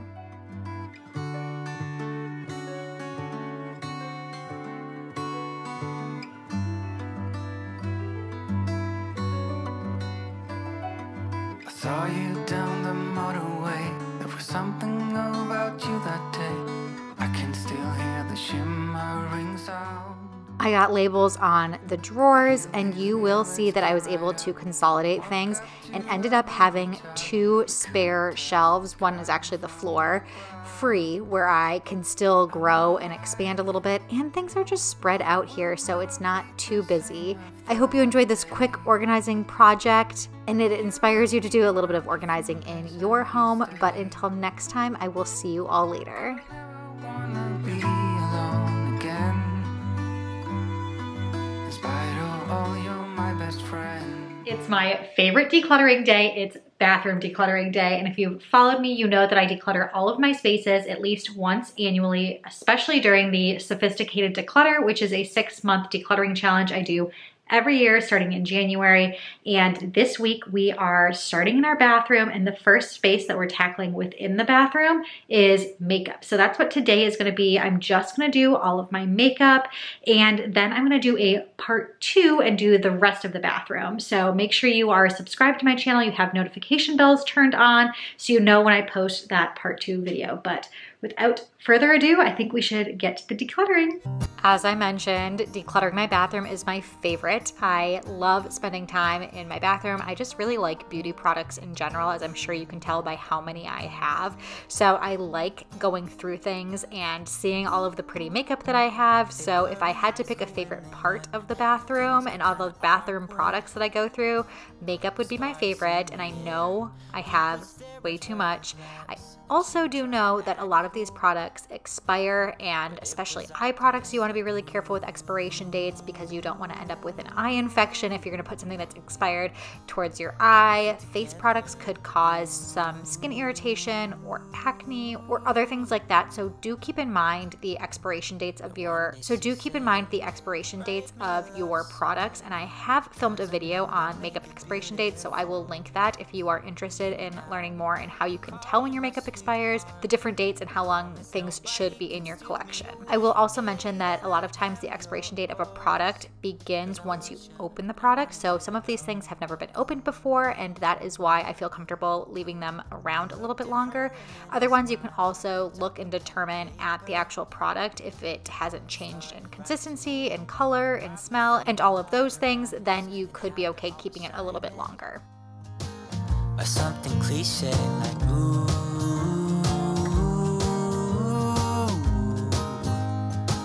Baby, I only want you. First step is to take everything out. I'm gonna get nice and comfy here on the bathroom floor. I'm in it for the long haul here because I wanna go through absolutely everything. I have all of my organizers out and I wanna clean them out as well as I'm taking items out and putting new things in there. The way that I typically do my bathroom organization in general, and especially my makeup, is I like to have a daily drawer. So I took everything out of my daily makeup drawer, and then I have a backup section. So when I run out of a blush, then I go to the pile of all of my other blushes and go through those, and we'll put a new blush into my daily makeup drawer. The reason I'm doing that is because I'm trying to work through my makeup products. I do want to have less. I don't think I need this much makeup. So instead of using 4 different blushes at once, I'm trying to focus on one blush, use it up, get rid of it out of my collection, and then move on to the next one. And let me tell you, these things take so much longer to use up than you might think. Also, if you watch some of my monthly recap videos, I have been sharing the products that I'm able to use up every month. All of my makeup products and other beauty products and anything that's the bathroom category. I also share home products, but you'll see in those videos that I'm focusing on using up smaller sizes of things first, sample products, and really honing in on focusing on one thing at a time so I can continue to get this collection smaller and smaller and smaller. But on top of that, I can do things like this and do an annual deep declutter and try to get rid of things without using them up and get rid of things that I know I don't even want to use at all. So you'll see I'm going through things like my liquid eyeliners and making a line on my hand just to see if they still have enough liquid in them to be usable on my eyes. Some of them weren't, so I'm going to put those in a pile to declutter. Just went cold. Why? I keep on making the same mistake. I always let you back in when I begin to get myself together again. You are back once more, like everything's the same. I tried to build my walls up, but you're taking them down. It's tearing me apart, I can't pretend. Now I have to get over you again. You said it was the last time, but you keep coming. Here I'm just showing you these products that I'm working through. I have a bronzer that is almost gone. I think it's going to take another week or so. This blush I've been making a huge indent in. And then I'm cleaning things off as I go here, and you'll see that I have the Naked eyeshadow palette. This is the original one, something I've had probably way too long. But look how close I am to finishing up an entire eyeshadow palette. That is going to feel like such an accomplishment, and I can throw it away, which gets me really excited about my makeup stash. Get myself together again. You are back once more, like I have one organizer at the back for daily skincare products, one for face makeup, one for all of my powders, including eyeshadow, blush, bronzer, highlighter, then a smaller one that has mascara, concealer, eyeliner, and then at the very front I have 3 for small items that are my hair products, hair clips, hair ties, and silk hair ties. While we're at it, and I am going to declutter my makeup brushes, I'm going to actually wash all of my makeup brushes because we are doing a deep clean of the drawers, we're doing a deep clean of the drawer organizer moisturizers, might as well deep clean the makeup brushes. And not only am I gonna deep clean the makeup brushes that I use on a daily basis, I have a separate set that I keep for travel in a little cosmetic bag. So I don't know the last time I actually washed those. So I am going to wash those as well and leave everything on the edge of my sink to dry. Together again, you are back once more, like everything's the same. I tried to build my walls up, but you're taking them down. It's tearing me apart. I can't pretend. Now I have to get over you again. As I'm doing this, you'll see I have a little pad that I put on the sink that's meant to help you clean your makeup brushes. A friend got this for me. I think it was from the Target dollar spot a while back, and I'm trying to use it to see if I like it because I don't find myself really using it, and I'm using today and washing my makeup brushes to be a last chance for it, and whether I like it or not is going to determine if I keep it around or if I declutter it. And I think after doing this, I found myself, as you'll see, using my hand and just baby shampoo and rubbing it around in my hand a lot more than I was using that white makeup pad. So I decided to get rid of that and put it in the declutter pile that you'll see on the floor there, with some of the other makeup brushes I was able to get rid of that I don't find myself using. Through the night.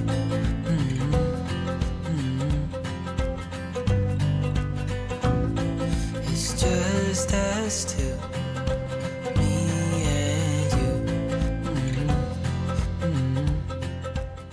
This container here is things that I use for travel. So I have some smaller eyeshadow palettes that are a little bit more travel friendly. I have a blush and bronzer duo that I really like to bring when I travel, and mini products such as mini perfume, a mini hairspray, mini sunscreen, all the mini things. And I was just going through that, even though not all of it is makeup related. A lot of it is, so I'm going through it in today's video. And there are so many things that kind of cross that line of whether they're makeup products or whether they're just bathroom products in general. So whatever I don't cover today, I will cover in the part 2 of bathroom decluttering. So if you feel like I missed a category, skincare kind of crosses that line. So some skincare I did, but I didn't get to all of it, so there will be more in that next video. This tray that I pulled out from under my sink, the category is labeled as eyes and lips. It also has backup makeup brushes in the back. I used to have some subscription box services for makeup products that people gave me as gifts. So a lot of times in those subscription boxes, you get makeup brushes, and I am going to hold on to a fair amount of these, you'll see, but there are a few that I'm going to get rid of. It's nice to have these since I didn't buy them and I already own them. I have space for them, so I'm just going to hold on to them, and then if I have other brushes that start to fall apart, I can replace them with the ones that I already own. Still can't believe you love me.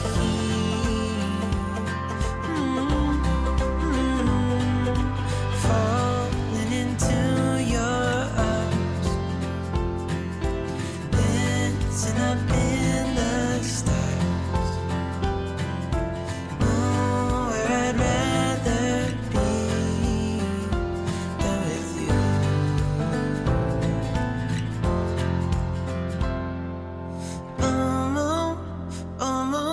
I can't believe you love me. Next up, I'm going to go through my lip products, and I have done a much better job of getting rid of a lot of these in the past. I have one very large set of mini lip products from Clinique. It's their lip crayons. They might be called something else, but they look like little crayons, and I love them. So it's nice having all of these, but there are a bunch of little ones that I need to go through, and there aren't that much product in there. It's just a big container. You can't roll them up or down. It's just the amount of product it has at the top, and that's it. So I think I'm going to do the same thing with those and pull one out and just go through kind of one at a time. I don't typically match my lip product that much to my outfit or anything like that. I just use lip product to add a little bit of color. The last time, I would think it was the last time I did a major bathroom declutter, I was pretty honest with myself with lip products and got rid of all of my matte lip products. That used to be a really big trend, and I bought a few of them thinking that it was cool and just hated the feeling on my lips. I didn't even like the way they looked on me. but most of all, I hated the way that it felt. I typically go for more of a hydrating lip product, something that's a combination of a chapstick and a lip tint in one. So that's mostly what I'm going to keep. I also do wear lip glosses sometimes and lipsticks as long as they are not too bright of a color. So I've also gone through and gotten rid of some of my bright red lipsticks because that is just not me. If for some reason my styles change, I can buy a new lipstick if that ever does happen, but for now I don't need it. And if it does change, I'm sure by the time I get there, the lip products will be expired that I already have. I will say that even though I have my daily makeup drawer and my backup section, it doesn't mean that I never use the backup makeup, so I don't want you to think that it just sits there going completely unused. Sometimes I do want to mix up my look or have an event and want like a glittery eye or something that I don't keep in my daily makeup drawer. I will pop into that section of all of my quote-unquote backup stuff and use stuff in there as well.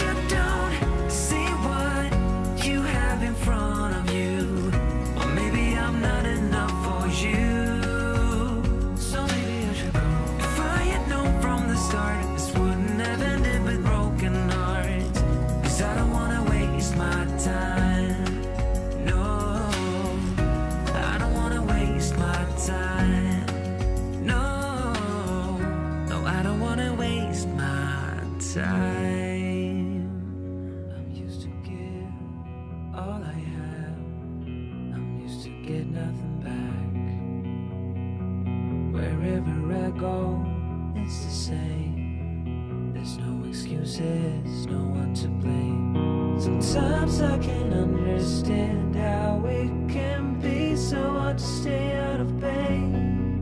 But with you, everything has changed. Even though we both stay the same. Would you call me on the midnight train? Would you come over when nothing's right? Would you hold me tight in the rain, even as we're having a fight? So like I said, skincare does kind of toe the line between makeup and other bathroom products. I did decide to go through this section of backup skincare. I'm trying to combine a few things here and see if I can get rid of one of these jars of triad pads, they're called. I use them to wipe off my face in the morning, so I don't have to completely wash my face in the morning, but it just wipes off any oils that you have from overnight. Maybe there's still a little bit of leftover makeup that didn't quite get off. They are great for that, so I can combine those and was able to get rid of one of the jars. A lot of these products my mom got me from the Nordstrom sale. They do a really great sale every summer. It's their anniversary sale and they have great deals on beauty products.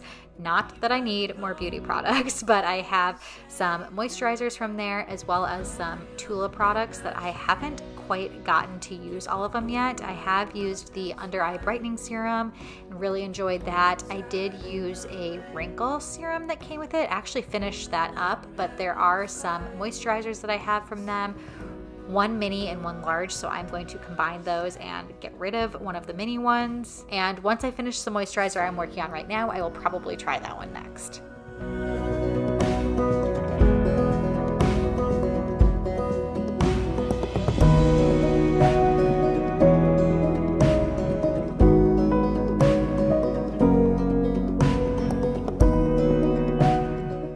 Just going to put everything away in this unit. I haven't gone through all of it today, so I will do that in part 2. You'll see I put my skincare away, but I still have hair care stuff to go through there and a whole lot more.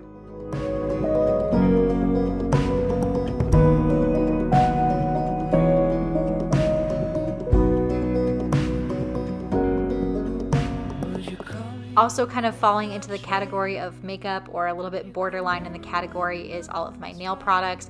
I do my nails at home 99.9% of the time, so I have a fair amount of nail products. And if you're wondering why it looks like a complete disaster in there and you're thinking, Sophie, you say that you're organized, why is everything tipped over and in just a giant pile in this organizer? It is because Owen, our 1-year-old, loves to open up my bathroom cabinets, and his favorite activity is grabbing my nail polish and throwing it around, as well as my lip products. That one was also pretty messy because he can access that one as well. So we need to put some baby locks on here because we did have one incident where he threw a nail polish bottle and broke it. So I'm gonna organize this one more time and then immediately put baby locks on this cabinet so it doesn't get messed up anymore. I have both regular nail polishes and some gel nail polishes. I do both types of manicures at home and pedicures. I alternate between the two and am able to get rid of a few of the regular nail polishes because they've dried up a bit. I will also link in the description box below if you have nail polishes that are drying out.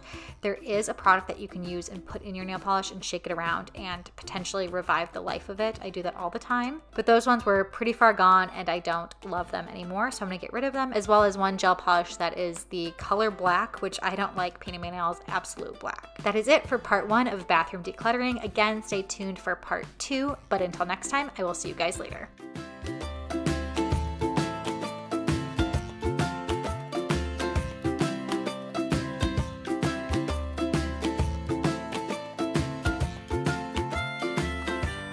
Earlier, I posted a video where I was decluttering the makeup products and some cosmetics in my bathroom, and now I'm doing everything else. So some more bath products, hair products, my daily drawer, all of that stuff. So if you love bathroom decluttering, you're gonna love this video, as well as the earlier makeup declutter video, which I will link in the cards here as well as in the description box if you're interested. I started by taking a bunch of stuff out, sitting on the floor, because I knew I was in it for the long haul today and wanted to be comfortable as I was going through stuff, and starting with all of my hair ties. I keep some in the top drawer for quick, easy access use. I'm going through every single hair tie because I want to be really detail oriented with this declutter and getting rid of ones that were stretched out and replacing them with some of my backstock hair accessories that I keep in the bottom drawer under my cabinet. That's where I keep my straightener, my curling iron, my brushes, and then all of those backstock hair items.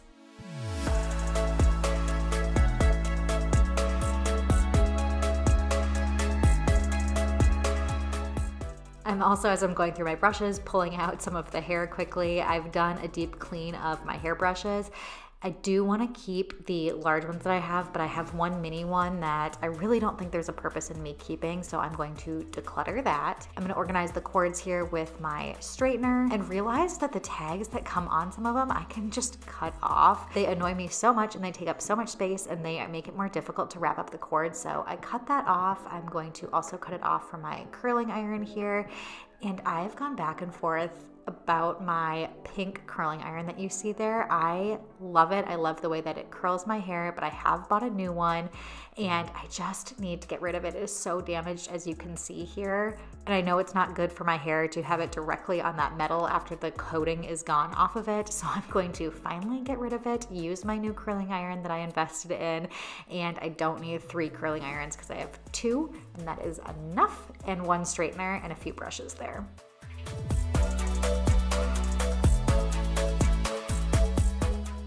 Next up, I'm pulling out all of my travel bags. Speaking of another category where I have way too many. So I'm gonna try and do some decluttering, but I also like to keep a few extras because as I start using them and they get makeup inside of them and they get gross, you can wash them out, but sometimes they just feel like they're too far gone. So I like to toss them and replace them with a new one. So you'll see I tossed one really large one in the declutter pile. That felt great. And the rest I am organizing, putting them inside of each other. And I don't only just use these for cosmetics and travel toiletries when I'm going on trips. I will use these in my diaper bag or to organize things in my car or organize cords and cables when I travel. So I do like having a few extras, but it still is probably too many and I could and should declutter more.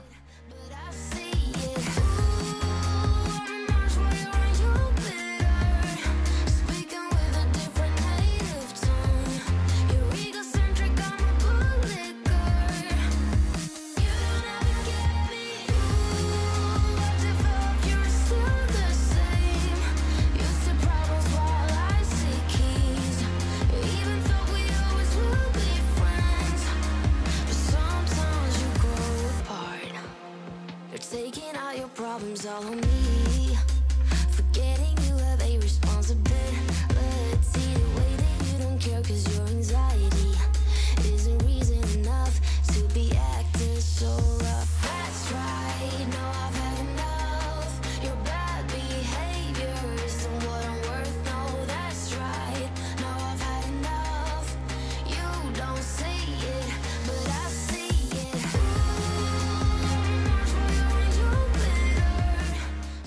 the drawers under my sink, the next level up is body, and the next level up top there is face products. So I'm going to pull those out, start going through those, but also gonna put away my hair ties there and show you quickly what my top everyday drawer looks like.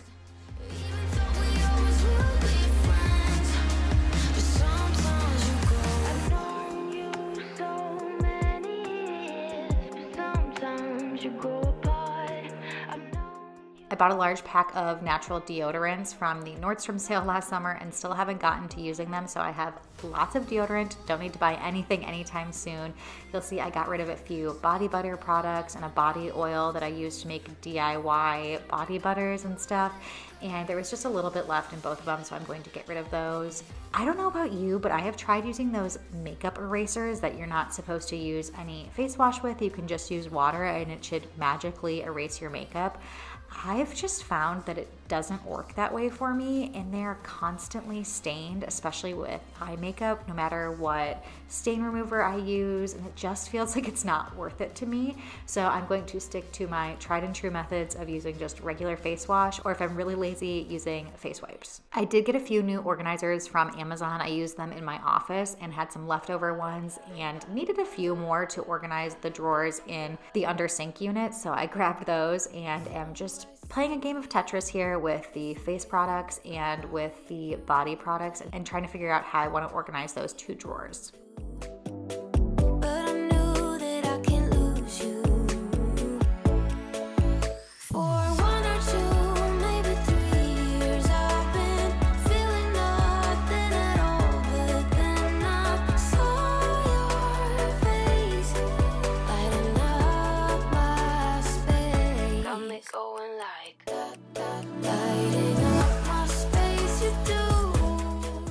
First up, I'm loading up the top drawer, the face products. I have a roller there. I have some facial tools, a sunless tanner for my face specifically, a few backup face wipes, some face masks, and under eye patches.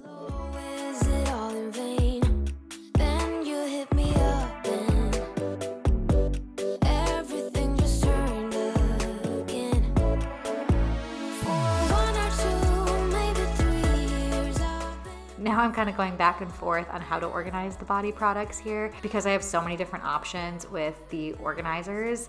I'm just going back and forth and trying to get the best fit in the drawer and the best fit for the products I have. That's also another thing that's really nice about modular organizers is you can make it fit perfectly for your space and perfectly for the items that you have, as opposed to a drawer insert that has all of the spaces predetermined for you, and you might be trying to fit items in there that don't necessarily work.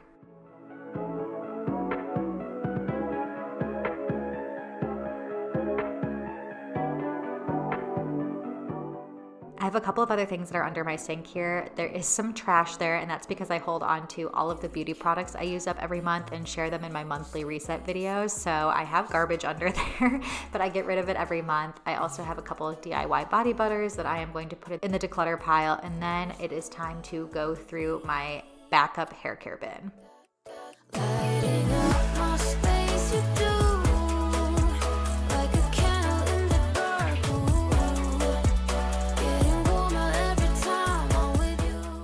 I have lots of hair oil, so I don't need to buy any more of those.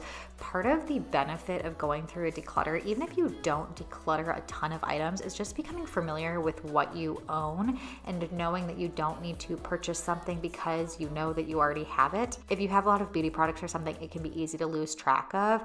I find that I most commonly do this when I am getting groceries. I think that I might not have something and go pick it up and then realize that I already have it in my pantry or in my freezer if I'm not really organized with the way that I keep my pantry and keep my freezer and the inventory that I'm doing. So the same thing applies to other spaces in your home. Who can make me feel better? Wrap me up in a sweater, treat my pain with a kiss. Then suddenly you are here, inside my head everywhere. Where did you come from? I'm wondering. Baby, are you made up of for real? Say, can you feel what I feel? 'Cause I can tell if now that I've put that stuff away, that's most of everything that's just mine. Then we have shared drawers in the middle for both my husband and I, and this is all of our medical supplies, our first aid supplies, as well as medications, and we keep sunscreen in the middle section, middle drawer. So I'm pulling out these deep organizers, which are really nice for deep, deep drawers, and going through our prescription medications first here, just checking what they are. There was actually one that I was able to combine. They were similar expiration dates, the exact same medication. So I poured them together and decluttered one bottle there. We have gone through these regularly, just making sure they're not too expired and they're not medications that we should be getting rid of. Leaving you to get through my life. Then suddenly you are here inside my head everywhere. Where did you come from? I'm wondering, baby, are you made up of for real? Say, can you feel what I feel? For a lot of the little first aid products, I like using photo organizers. It just keeps them so much more organized than having a bunch of Band-Aid cardboard boxes and cardboard boxes. For all of the other types of medications that you might have that come in those cardboard boxes, just make sure you keep the instructions and put those in your photo organizer so you can refer to them and take the proper dosage, especially when you have children. If you're going to decant any medications, make sure you do it safely. Girl like you, if I'm gonna get with a girl like you, girl like you, girl like you, if I'm gonna get with a girl like you, girl like you, girl like you, I don't wanna wake up without you, but tonight is gonna have to do. If I'm gonna get with a girl like you, then suddenly you are here inside my head everywhere. Where did you come from? I was trying to fit all of the other miscellaneous first aid items in here, was able to get rid of a few things that we didn't use, and then realized a lot of the medical tape we have is the same and at the very end of the roll. So I unrolled a few pieces and put them together all on one roll just to consolidate a little bit more. Wish you could be real, but you're not really here, and I don't wanna wake up without you, but tonight is gonna have to do. If I'm gonna get with a girl like you. Next up is our over-the-counter medications. There wasn't a lot of consolidating I could do here. There was one medication that I did consolidate, but other than that, they're all different medications, and they're, for the most part, things that we use, and nothing was expired, so didn't add a lot to the declutter pile from this, but you will see on the right hand there, that's the growing declutter pile, so I'm very proud of how big that's getting. It may seem like a lot to you or a little to you, but anything counts to help clean out and organize your space. And not only am I doing decluttering here, but you'll see I'm doing an organizing refresh, which also always feels really great, at least to me, to at least once a year do a deep clean, declutter, and organize like this. Do you believe in magic?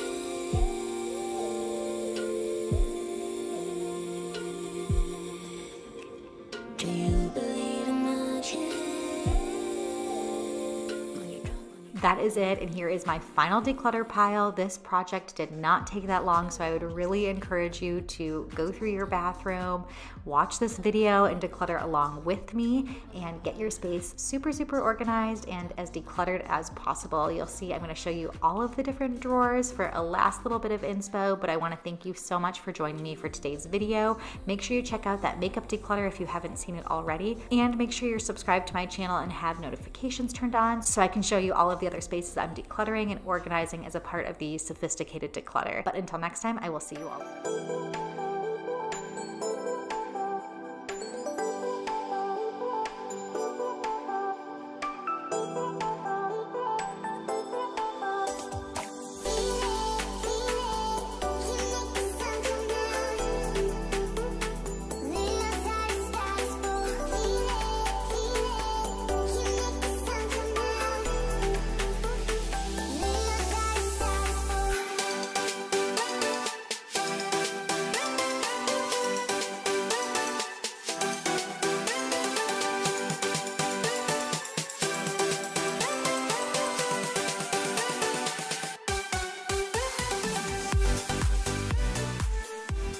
so glad you stumbled across my video today. Whether you found me from Instagram or here on YouTube, my name is Sophie and I love producing cleaning, organizing, decluttering, and motivational content. So if those things are interesting to you, make sure to subscribe to my channel for more.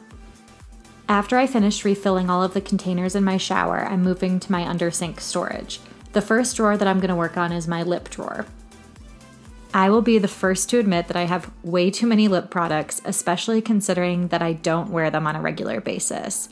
So the first thing that I do to get organized is I divide everything by category. So here I have things like chapsticks, lip treatments, matte lipsticks, regular lipsticks, and lip glosses.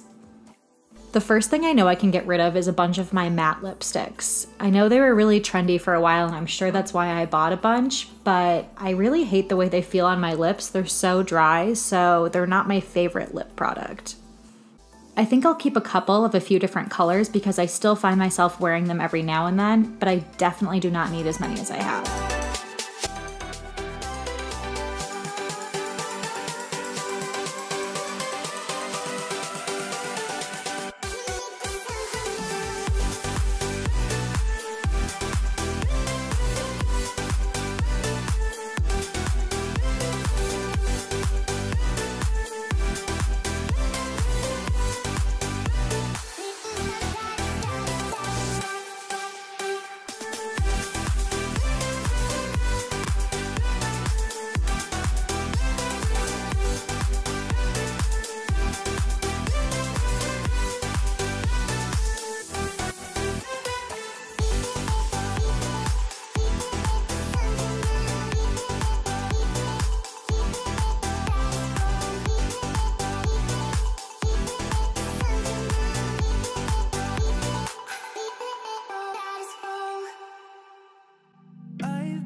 Feeling so small, watch the clock ticking off the wall.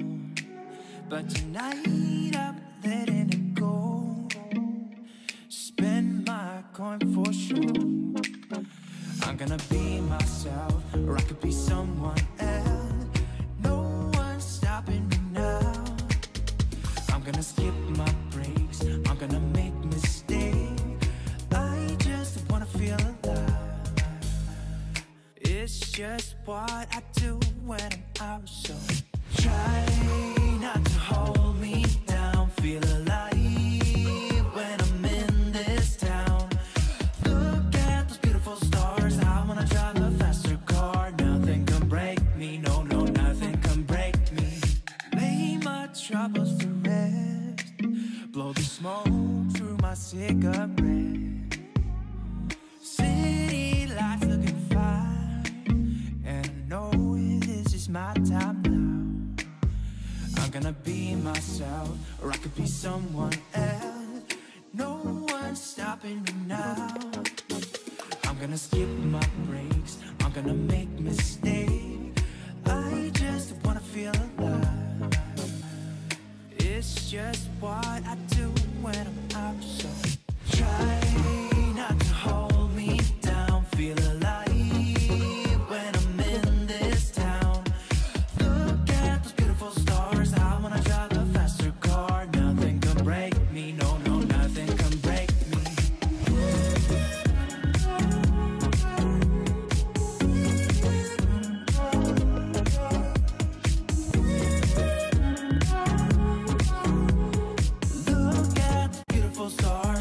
Drive a faster car. Now we're gonna move on to the linen closet, and I'm so happy that this apartment has a linen closet, but it definitely needs some work and some serious decluttering. So let's go. In my linen closet, I have everything pretty categorized. So instead of pulling everything out in this really small bathroom, I'm just gonna go category by category. So you can see I have these bins that are labeled body, hair, face, bath, whatever it is. So I'm gonna go one section at a time. But if you have a linen closet yourself and you don't have these sections, I would suggest pulling everything out, laying it on the floor, and putting things into categories before you put it back into your linen closet. So now it's time for me to declutter.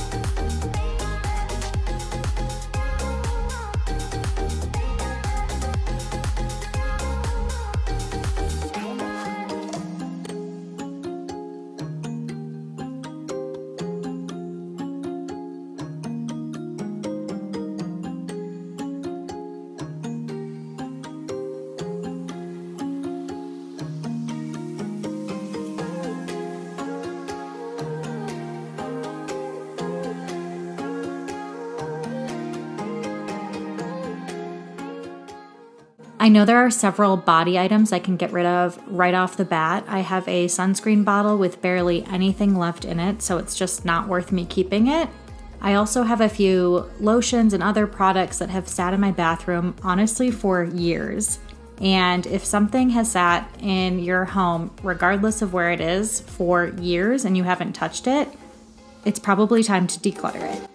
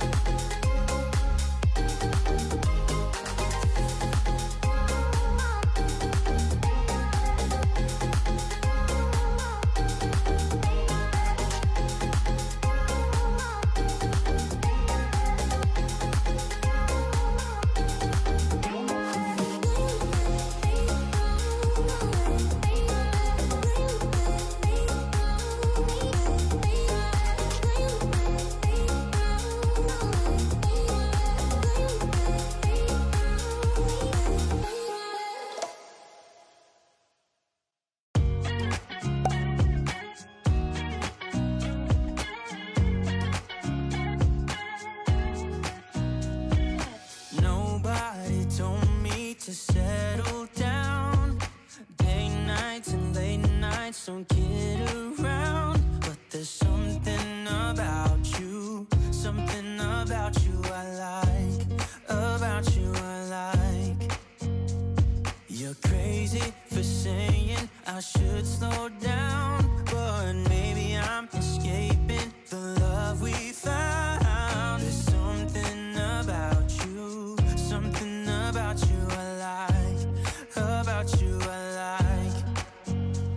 I get too drunk and too scared and lie to you. If only you knew I would die for you. One of us gotta say the obvious. Nobody loves me better. Nobody loves me better. Nobody loves me better. Guess I'm just too scared to settle Makeup is definitely down. one of the harder categories for me to declutter just because I love it so much. But ever since I started having a daily makeup drawer with just one of each item I use on a daily basis, I'm really starting to understand how long it takes to go through each product. And comparing that to how many backup products I have, I know I'm just never gonna get through everything I have. My worst makeup categories are probably my blush and eyeshadow, and even though powder products don't expire as quickly as liquid products like foundation, they still expire, and with the amount that I have, I know I need to get rid of some because I'm never gonna get through it.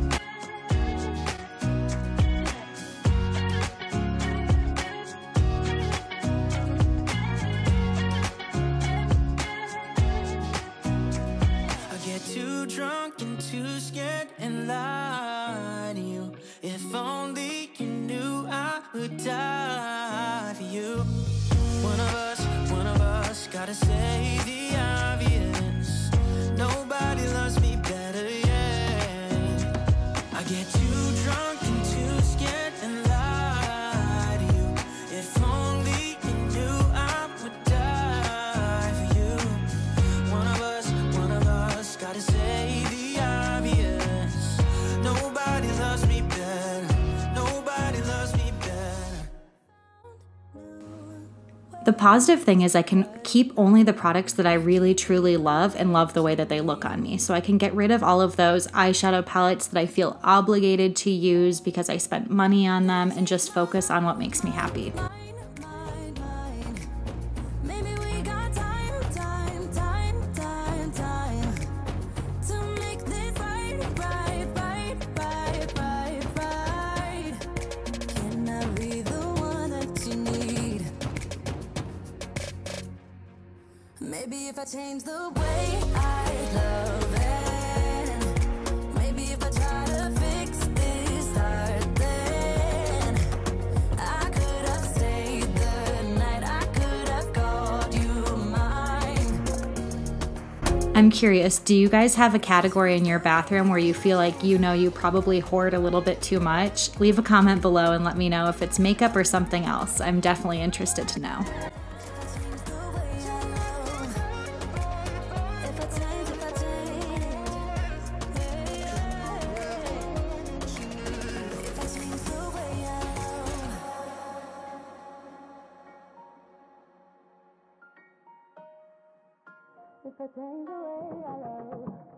Yeah, you know what I've done in the past. Still you say you and I, we can last. I have found new ways, but no, can I be the one that you need? Then I changed my mind. Maybe we got time to make this right. Can I be the one that you need? Maybe if I change the way I love it, maybe if I try to fix this, start then I could have stayed the night, I could have called you mine. If I change the way I change my mind, baby, we got time to make this right. Can I be the one that you need? Maybe if I change the way I love it, maybe if I try to fix this, start then I could have stayed the night, I could have called you mine. If I change the way I change my mind, maybe we got time to make this right.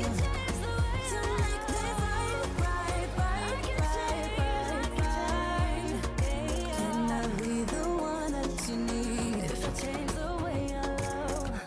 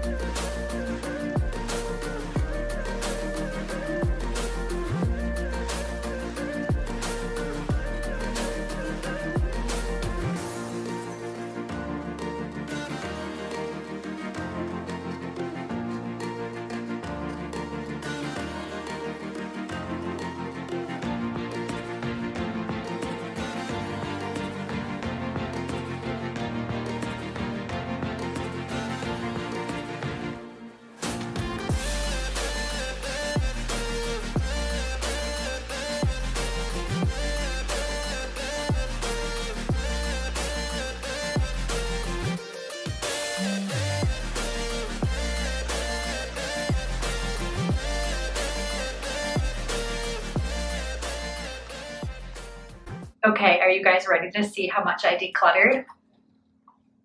Check that out, it's crazy. So thanks for sticking around with me today. If you liked this video, make sure to give it a big thumbs up, subscribe, and let me know in the comments what other types of videos you want to see. And until next time, I'll see you guys later.